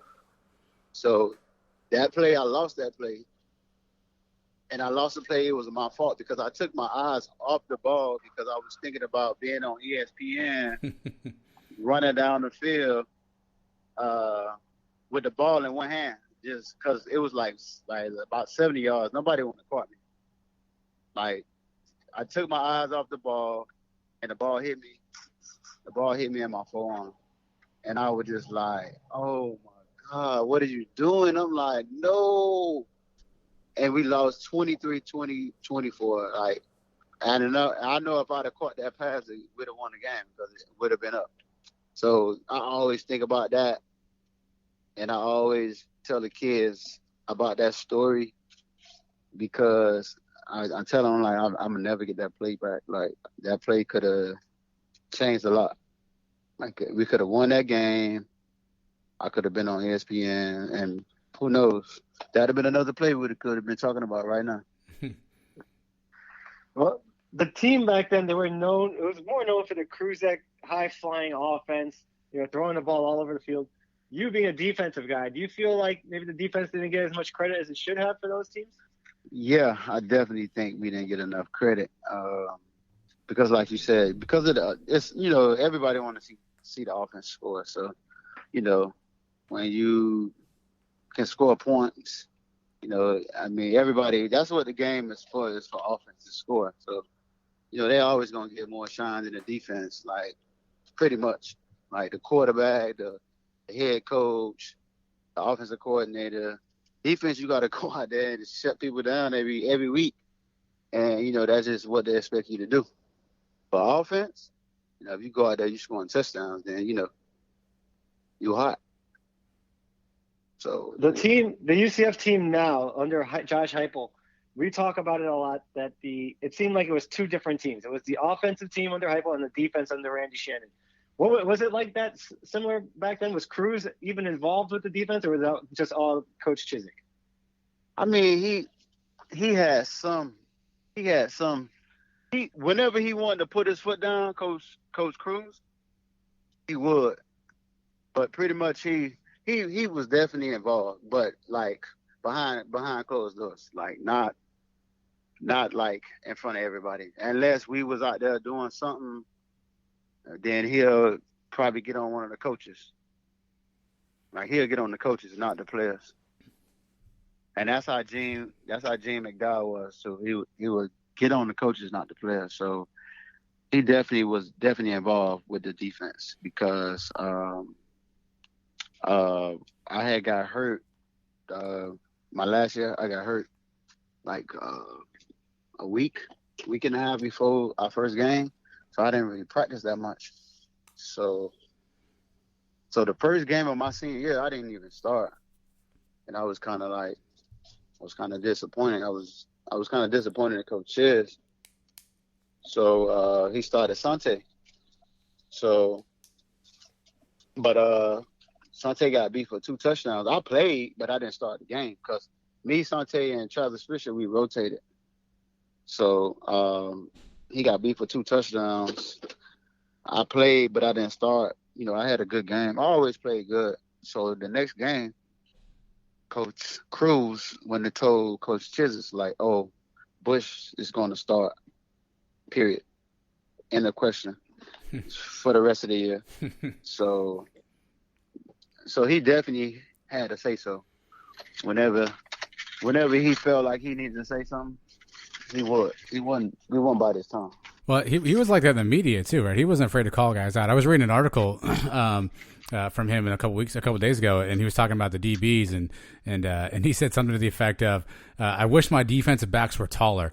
Did you ever take offense to stuff like that? Sometimes Cruz poking at you guys a little bit, or ribbing you guys a little bit in the media to get you fired up?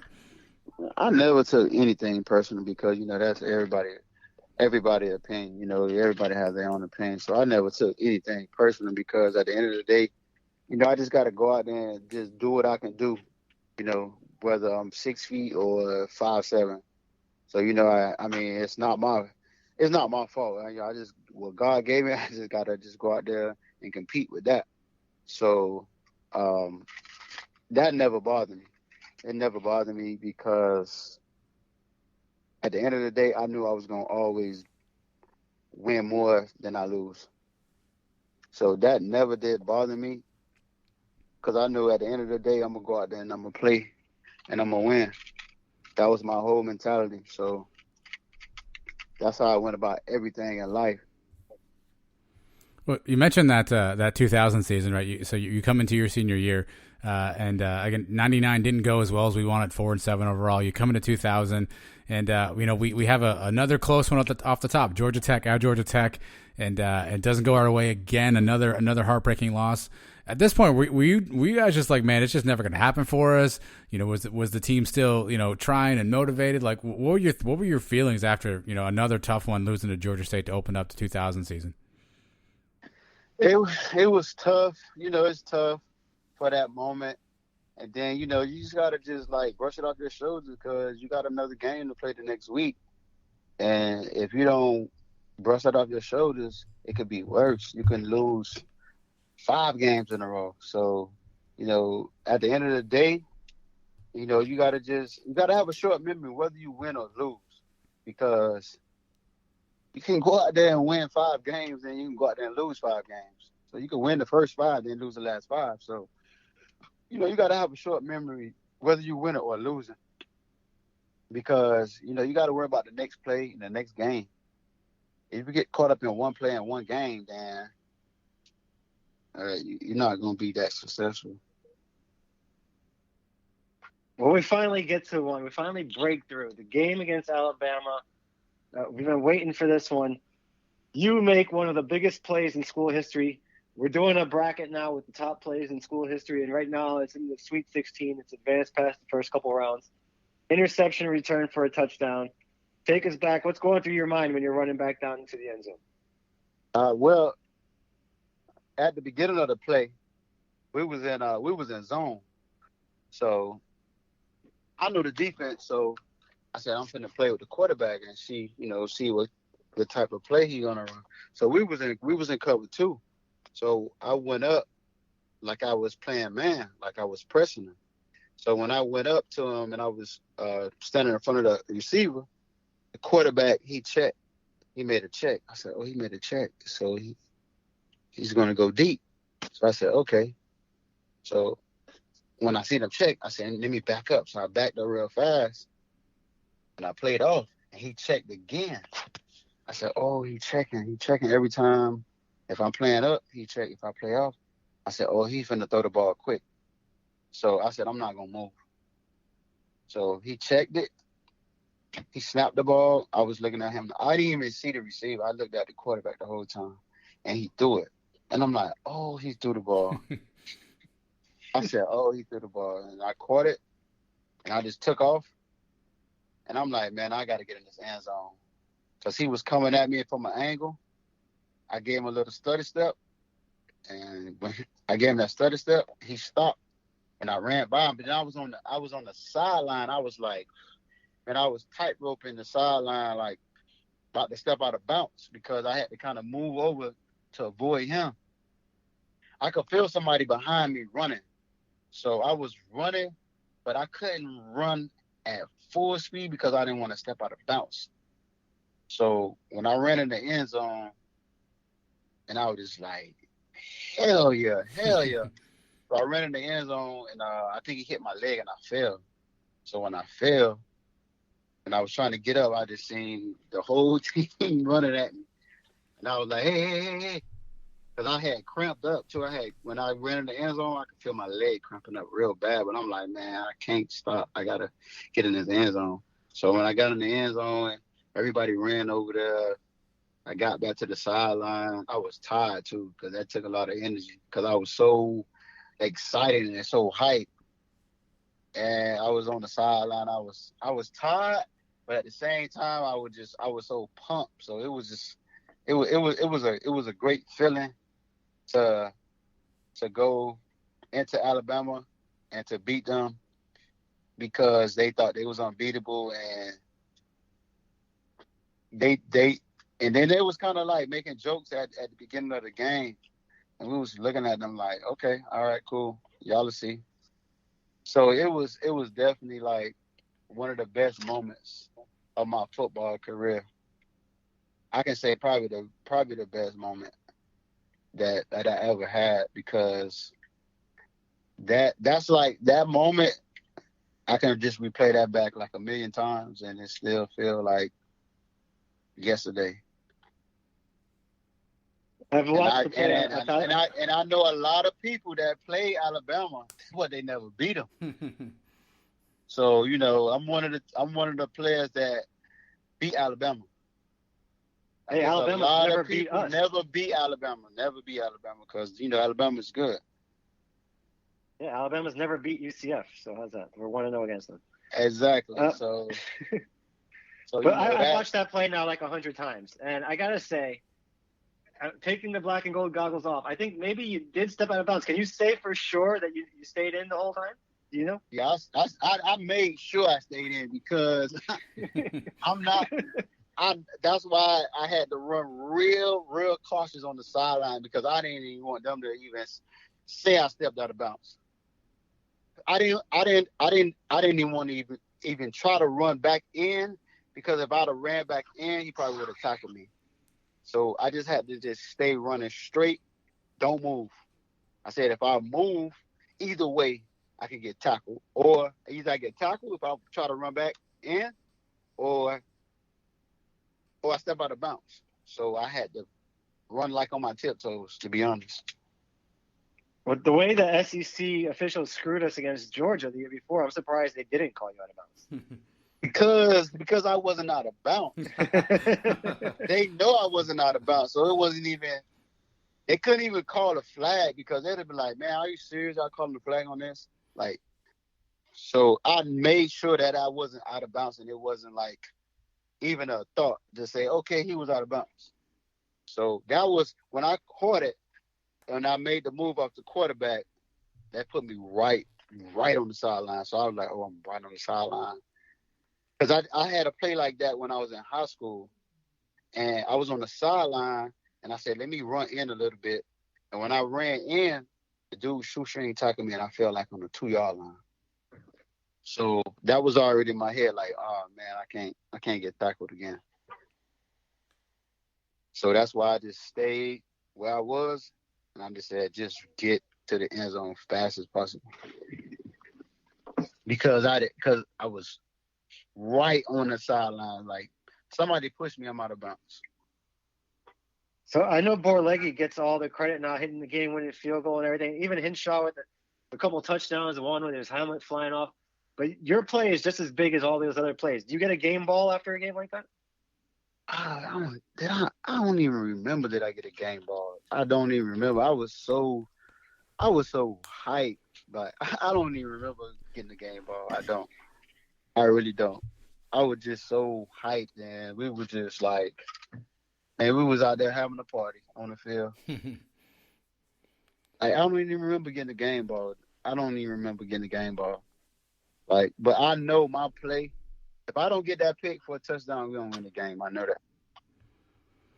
Yeah, it's definitely one of the most iconic plays in history, and I'm glad. Again, there's a lot of recency bias, a lot of recent plays. Your first round matchup, you went up against Darryl Mack throwing a long TD to Otis Anderson, and Mike and I were sure that was going to win out, but the old faithful taking care of the plays, hopefully, so that worked out well for us. But so after you left UCF, I know you spent some time in the CFL. I know you said you're training players now. Are you still able to sort of keep tabs on UCF and kind of watch what they've been doing the last couple of years? Are you able to kind of see their progress? I've been watching the games, just watching, and I definitely keep up with the games. I watch the games every time they play, and if it's on, if I can watch it, I'm definitely gonna watch it. I always try to keep up with them, and I just look back and just looking to say, look, we came a long way. Because I remember when they beat Auburn in the bowl game, I was hyped about that. I was like, man, they finally did something that we didn't do. Yeah.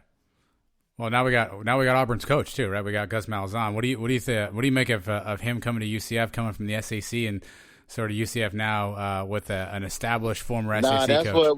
That's what UCF was. That's what they was missing right there, like a big time coach.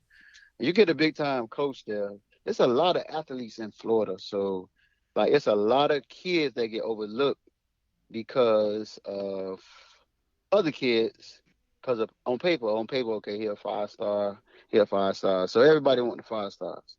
But when you look at the NFL draft, look at how many 5-stars is actually drafted in the first round or the second round, and then look at the other players that's drafted. So it don't match up to all 5-stars getting drafted and making it to the NFL. So that's where a lot of coaches go wrong, overlooking a lot of talent because everybody trying to get this player because everybody want him. So with that being said, it's a lot of hidden talent in Florida. Because just think about it now. All right, look at Lamar Jackson. Like how he get to Louisville, and you got Florida State, you got Miami, and you got Florida. Because they overlooked him. Yeah. Because of whatever reason. So he can bring in a lot of big time players from other states, but it's a lot of talent in Florida that coaches overlook. So they need to really evaluate more with the players because it's a lot of talent that's leaving the state of Florida. Like it's a look at who was ranked? What that was? Indiana was ranked this past year. Yeah, yep, they were. They had over 30 players from Florida. You know what I'm saying? Yeah. That's what Mike and I have been talking about. We need to, Florida State, Miami, Florida, right? Those guys are always going to recruit, and maybe UCF won't win every battle against those guys, right? Because they're quote unquote the powerhouse, if you will. But Indiana and Maryland and Louisville and Georgia Tech and Pittsburgh, we got to stop them from taking our kids from Florida, man. They got to stay here. Exactly. That's what I'm saying. If they do that, come on, UCF they in the top 25 every year. So they got to figure that out. But now they got the coach. So you bring the coach in, a big time coach, he got more power. You got to bring a big time coach in because look at all the big schools. They got big time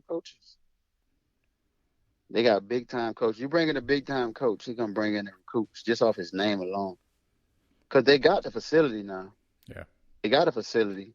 So now you bring in a big time coach, and then you bring in a big time coach, and then he bring in a big time defensive coordinator.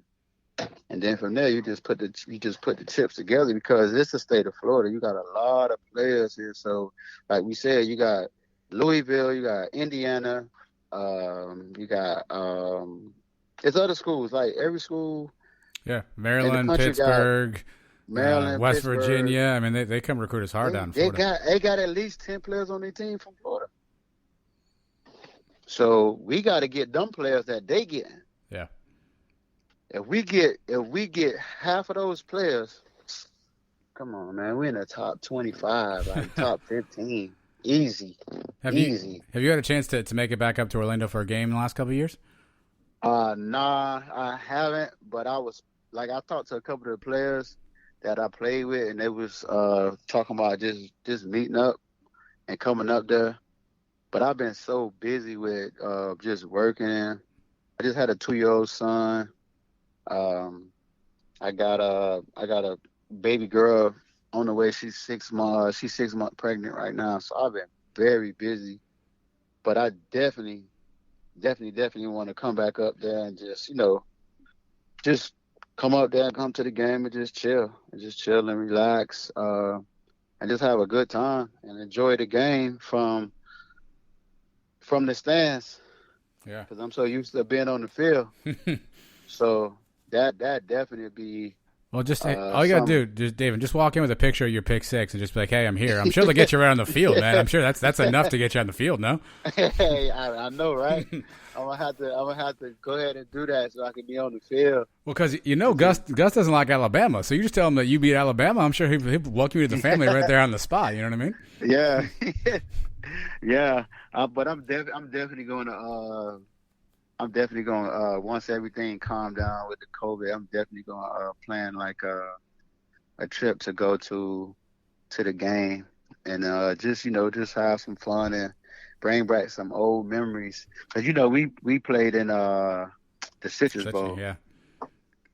So but I'm just looking at like how far UCF came because when I was there it's totally different. So it makes me proud to be a part of a program that came. We came from what, Division AA to now we got we can compete with anybody now. So now we gotta get that big time coach. So now they got a big time coach. So now they finna start really, really, really trying to get in that talk of top 15 every year. So that's the next step, to get in the top 25 every year, like LSU, Alabama, Auburn, Georgia. They in the top 25 every year. All right. Well, we appreciate you joining us. You talked about having some fun. So here's what we do around here. We end every interview with a couple of random questions for our guests. Anything could be about music, movies, sports, your former teammates, just a time like that. So you went to UCF right around the time Mike and I were there. We were there 98 to 02, so we overlapped you a little bit. Where was your go-to spot for food, man? Where were you going? If you needed one good meal, you had one good meal to get you right. Where were you going to go?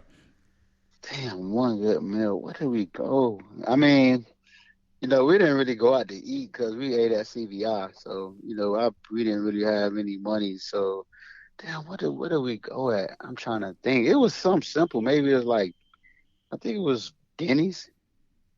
Maybe it was Denny's or something. I think it was Denny's or something. I can't really remember like a restaurant where we would go to. I think it was probably like a Denny's or something. Denny's or Waffle House. We mentioned CVI a couple of times. Adam knows this. When I went up there, when I was doing college tours, looking for where I was going to go to school. I went to UCF. I walked around CVI. I saw what was going on at the pool, and I told my parents I'm going to school here. So you lived there. Who had the best pool parties? Was it CVI, or was it where Adam and we grew up in Nate's Crossing Phase 3 the first year it opened? Do you remember any pool parties there? What had the best parties? Oh, it wasn't CVI. They didn't really have no pool. They had keg parties. UCF had keg parties every night.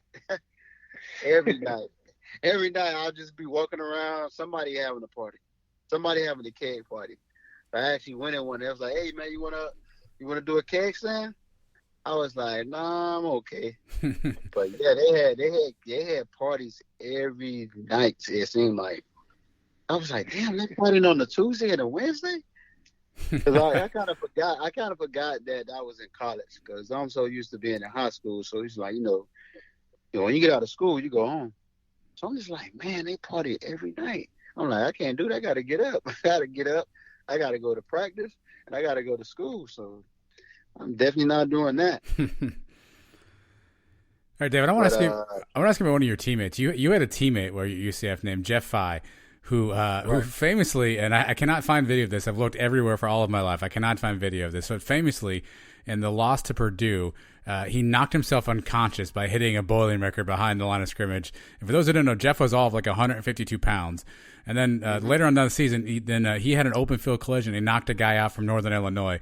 What do you remember about Jeff Fye and either one of those two hits, specifically after he knocked himself unconscious? Did you guys give him like a bunch of crap after that?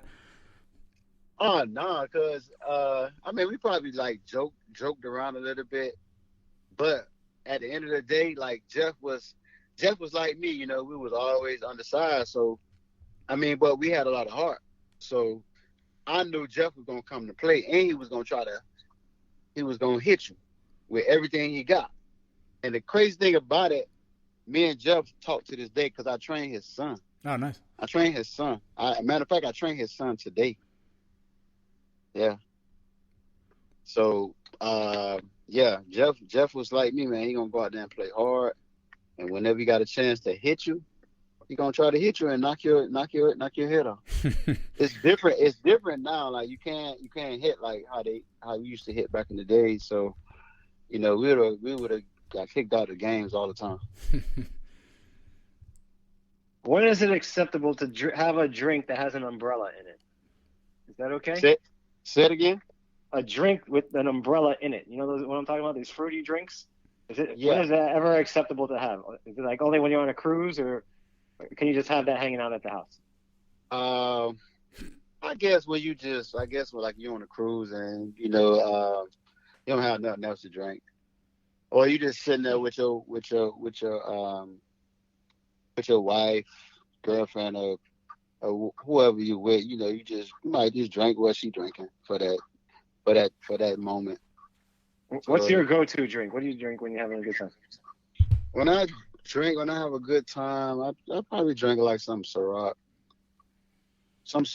or like some Tito's, or Absolute Vodka, something like that. All right. Earlier, you dropped your 40 time on us, and it sounded pretty damn fast. I know it's hard to judge because a lot of guys came after you. A lot of guys you didn't see play. UCF had a lot of fast guys these last couple of years, but David, are you the fastest guy to ever come out of UCF? You think? Yeah. Who's coming in second? Who's coming in second and third, trying to chase you down? Well, we got some of the fastest dudes. When I was there, we got some of the fastest dudes that ever been at UCF. Period. You got me, you got Paul Miranda, you got Travis Fisher. All of us ran 4.3s easy. So out of the three of you guys, who wins an arm wrestling contest? An arm wrestling contest? Yeah.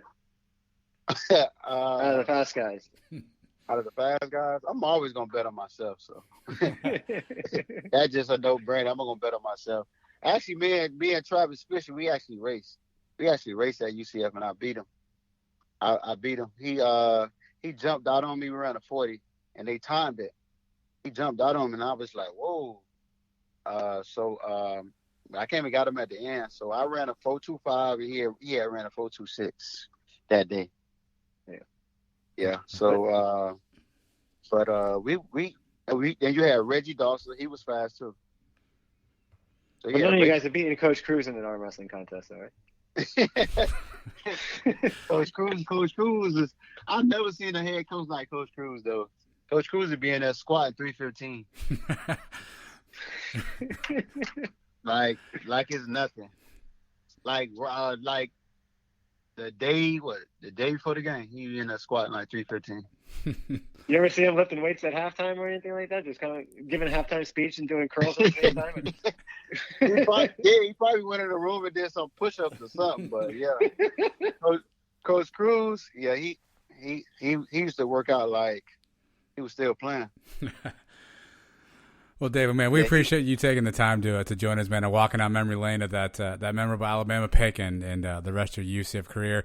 And good luck, obviously, with the newborn coming on the way, man. Good luck. Hope you're getting some sleep now. Best of luck with your training stuff, and hopefully we'll catch you at a UCF game here this upcoming season. Appreciate that. I have y'all number, so definitely we could catch up and have one of those umbrella drinks. There we go. that's what it is. Sounds good, man. All right, take care. Charge on. All right. Nice talking to y'all. I'm Jeff Allen. Join me each week for unique yet common sense opinions on sports on the Jeff Allen Sports Talk Podcast. We will break down the sports world minus the hot takes with prominent guests and my stable of sports guys. It's sports conversation the way it should be. Search Jeff Allen Sports Talk wherever you get your podcasts or go to jeffallensportstalk.com.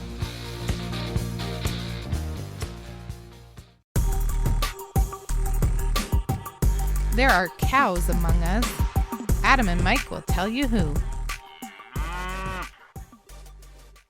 All right, Mike is really excited about Cow of the Week. He solidified his. He's really firmly believes in it this week. Sometimes he just makes it up on the spot.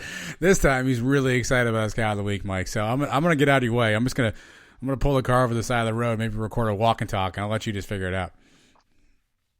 All right, Cow of the Week, like we've done so many times, we named it the Cow of the Week for a reason, for our friends to the West. The cows themselves, they've been cows, I don't know how many times on this show, 126 episodes. They've had to have been cows at least a dozen times now. And here we are again. 2021 spring game rolls around. These guys claim to have a sellout for the spring game. Mm-hmm. Very good. Yeah, good crowd. They hold their spring game at Raymond James Stadium. Right on. Which capacity is probably, 60-something thousand, 65,000, home of Tom Brady and the Super Bowl champions. A sellout means you're bringing in, 60,000. You want to be generous and just say we sold out the lower level Okay, fine. Yep. Let's cut it down to 25,000. No. We sold out 6,000 tickets, or between 5,000 and 6,000. Yep. Then, not only that, it's not that they sold out 6,000 tickets.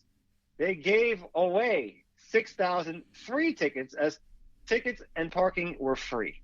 So, yeah, it's considered a sellout in that they weren't going to let more than 6,000 people in. No more than 6,000 people wanted to go. Trust me on this. And they gave away that many tickets. I'd be interested to see, even if they gave tickets to those people, if those people actually used those tickets to get in the gates. I don't know, man. I heard rumors that there's one guy said that somebody broke into his car and actually put spring game tickets in there. So I don't know if that's true or not. I see what you did there. Yeah. Nothing else was taken out of the car. He had a broken window and he had 2 spring game tickets sitting on his dashboard. So take with that, if you will. The Cows once again being Cows and claiming a spring game sellout in which they did not actually sell any tickets. They gave them away. Yeah, no, that's interesting. Yeah, can it be a sellout if you give stuff away? I don't know. Like, technically speaking, they're at capacity. Maybe they're saying they were at capacity would have been a better way to do that. It's a give out away. It's a give out away. No, it's a giveaway. Giveaway out. Giveaway out. Giveaway. All right, we're figuring this out on the air. Yeah, I mean, it's typical Cal fashion. And then the reason the game was at noon is because it was supposed to be a night game, and they had to move it up because there was another event. And then I'm looking at pictures on the internet of people at the stadium, and they were really upset, or they're really proud, really happy, because they painted the end zones. So they actually painted the end zones green, and so people are really excited that they painted the end zones. That's where they are. That they're like, oh my God, look, we painted the end zones. That's where you are as a Cal fan right now. Free tickets, free sellout, and you painted the end zones. During the season, they are probably not allowed to paint the end zone, seeing that they actually have to use that for real football games on Sunday when the Buccaneers play there. So they cannot even paint their own end zones because they rent the stadium. And as James Reed, Scott Seg advisor, has pointed out, they're not actually even renting it, because renting it means you have full access to it while you're paying your money. It's more of a timeshare where they can use it during certain times of the year, and they have to be out of there at certain times, and they can't actually make any changes to the field or anything like that. So it's more of a timeshare that they have there at Raymond James. I was thinking painting the end zones at Cal games or the opposing team's offenses, right? Because that's really that's only going on in the end zone there. There's nothing else happening in the end zones for Cal games. So, good Cal of the week, Mike. It's they write themselves sometimes. And sometimes you get the week off. This is a week off for you. I've got 2. I'll go through quickly. One, we touched on this a while back, but the NCAA, as we're recording this, Mike, I'm watching the Final Four, which tipped off at 9:57 East Coast time here. So for anybody who's a fan of Baylor and Arkansas, and I don't know maybe why he would be, but if you were, you stayed up until 9:57 to watch that tip-off on a Monday evening, and you're going to do it again tomorrow night as well. So the NCAA, I don't know what we're doing. Why can't we figure out better times, better dates to play games? I don't get it. My real Cal of the week, Mike, this is a personal Cal of the week for me, right? I'm going to tell you a little story. Right? Story time with Adam. Here we go. So Sunday afternoon, 4 p.m., My youngest son, or my only son, I guess, but he's my youngest child. He's 8. They have a soccer game that's rescheduled to Sunday at 4. The most inconvenient time. It's like 9 million degrees outside. But what are you going to do when the coach calls and says we got a game? We go play a game, right? So we get out there. We played a game Saturday as well, so we had basically back-to-back days. Kids were a little spent. The other team was really, really, really good. We were missing a bunch of kids who couldn't play because it was a reschedule. So short story long, we were getting our doors blown off, right? I mean, this team was just scoring left and right. It was just not even close, right? They were just kicking it in from midfield. So we're losing pretty bad. So things are getting out of hand. There's just a couple minutes left in the game. And they scored another goal. And Mike, if you're familiar with soccer, what happens after you score a goal is the ball comes up to the middle of the field, and the other the team who had the goal scored against them gets the kickoff. Essentially, they get to kick it forward and try to then advance the ball into the offensive zone, where the defensive players have to sort of stand around the circle there, and they kind of have to let the other team sort of get the kickoff, if you will, and move forward. So, again, full disclosure, my kid is the one who will be doing the kicking off. So we got scored against. He was sort of the center, if you will, of that particular situation. So he was going to be doing the kicking off. So the ref, who is all of like 15 years old, places the ball down, And, they have to, look and make sure everything's lined up. And so he's looking around and everything lined up. And the kid on the other team comes up and is standing across from my kid and the ball. And the ref has got his foot on the ball, basically kind of get him in position. And then he sort of moves his foot back. And so my kid's looking at, the ref and looking at the ball, looking at the other kid. And so the ref goes, go ahead. And basically the other kid he turns it into a hockey face-off and just, starts kicking the ball away and, basically just kicks the ball and goes to the other side of the field and scores. So I stand up, and I'm like, hey, you can't do that, by the way. So, everyone else is kind of looking at me because apparently I'm the only, jerk dad who realized that's not actually the rule, right? So I stand up and yell, you can't do that. So everyone's kind of walking around. The ref, walks closer to me, and you know what he says to me, Mike? He goes, tell me, please. He goes, dude, it's 14-1. I was like, I'm sorry, it's what? It's 14-1, so we shouldn't play the right way? So he could pick the ball up by his hands and run it into the goal? Is that what you're telling me right now? So the ref then turned around, walked all the way to the other side of the field, did not come anywhere near the side of the field I was sitting on again.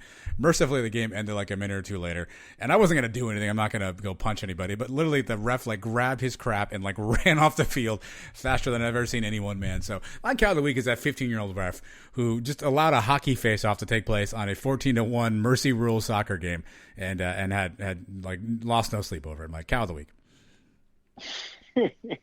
There's nothing worse when a referee doesn't know the actual rules of the game. It kind of reminded me of the time when we were playing intramural baseball. And you probably know where I'm going. Somebody on our team, we're on the field. And I forget how the hell it was. But the guy called an infield fly rule with 2 outs. And the team drops the ball, and they said, oh, yeah, it was infield fly rule. I said, you can't have an infield fly rule with 2 outs. It's just, why won't you ever see teams just run off the field when the ball goes straight in the air? It doesn't happen. That's not the rule. And the guy had no idea what the hell the rule was. It really pissed me off. But yeah. Kicked out of that game, bad. Too. If I remember correctly, that you were ejected for that I think contest. that was a different game. That was a different game where a guy called me out on a ball strike 3, which I did not agree with, I think. Yeah, that's fair. I might have got kicked out of that game, too. I don't know. The intramural baseball, a lot of times the umpires were guys from the same fraternity that we were playing against, and it was never a here's the thing. The kid knew the rule. He knew that wasn't the rule. He knows that you're not supposed to, so he just chose not to enforce it because the game was out of hand at this point, so he was basically like, F it, I don't really care.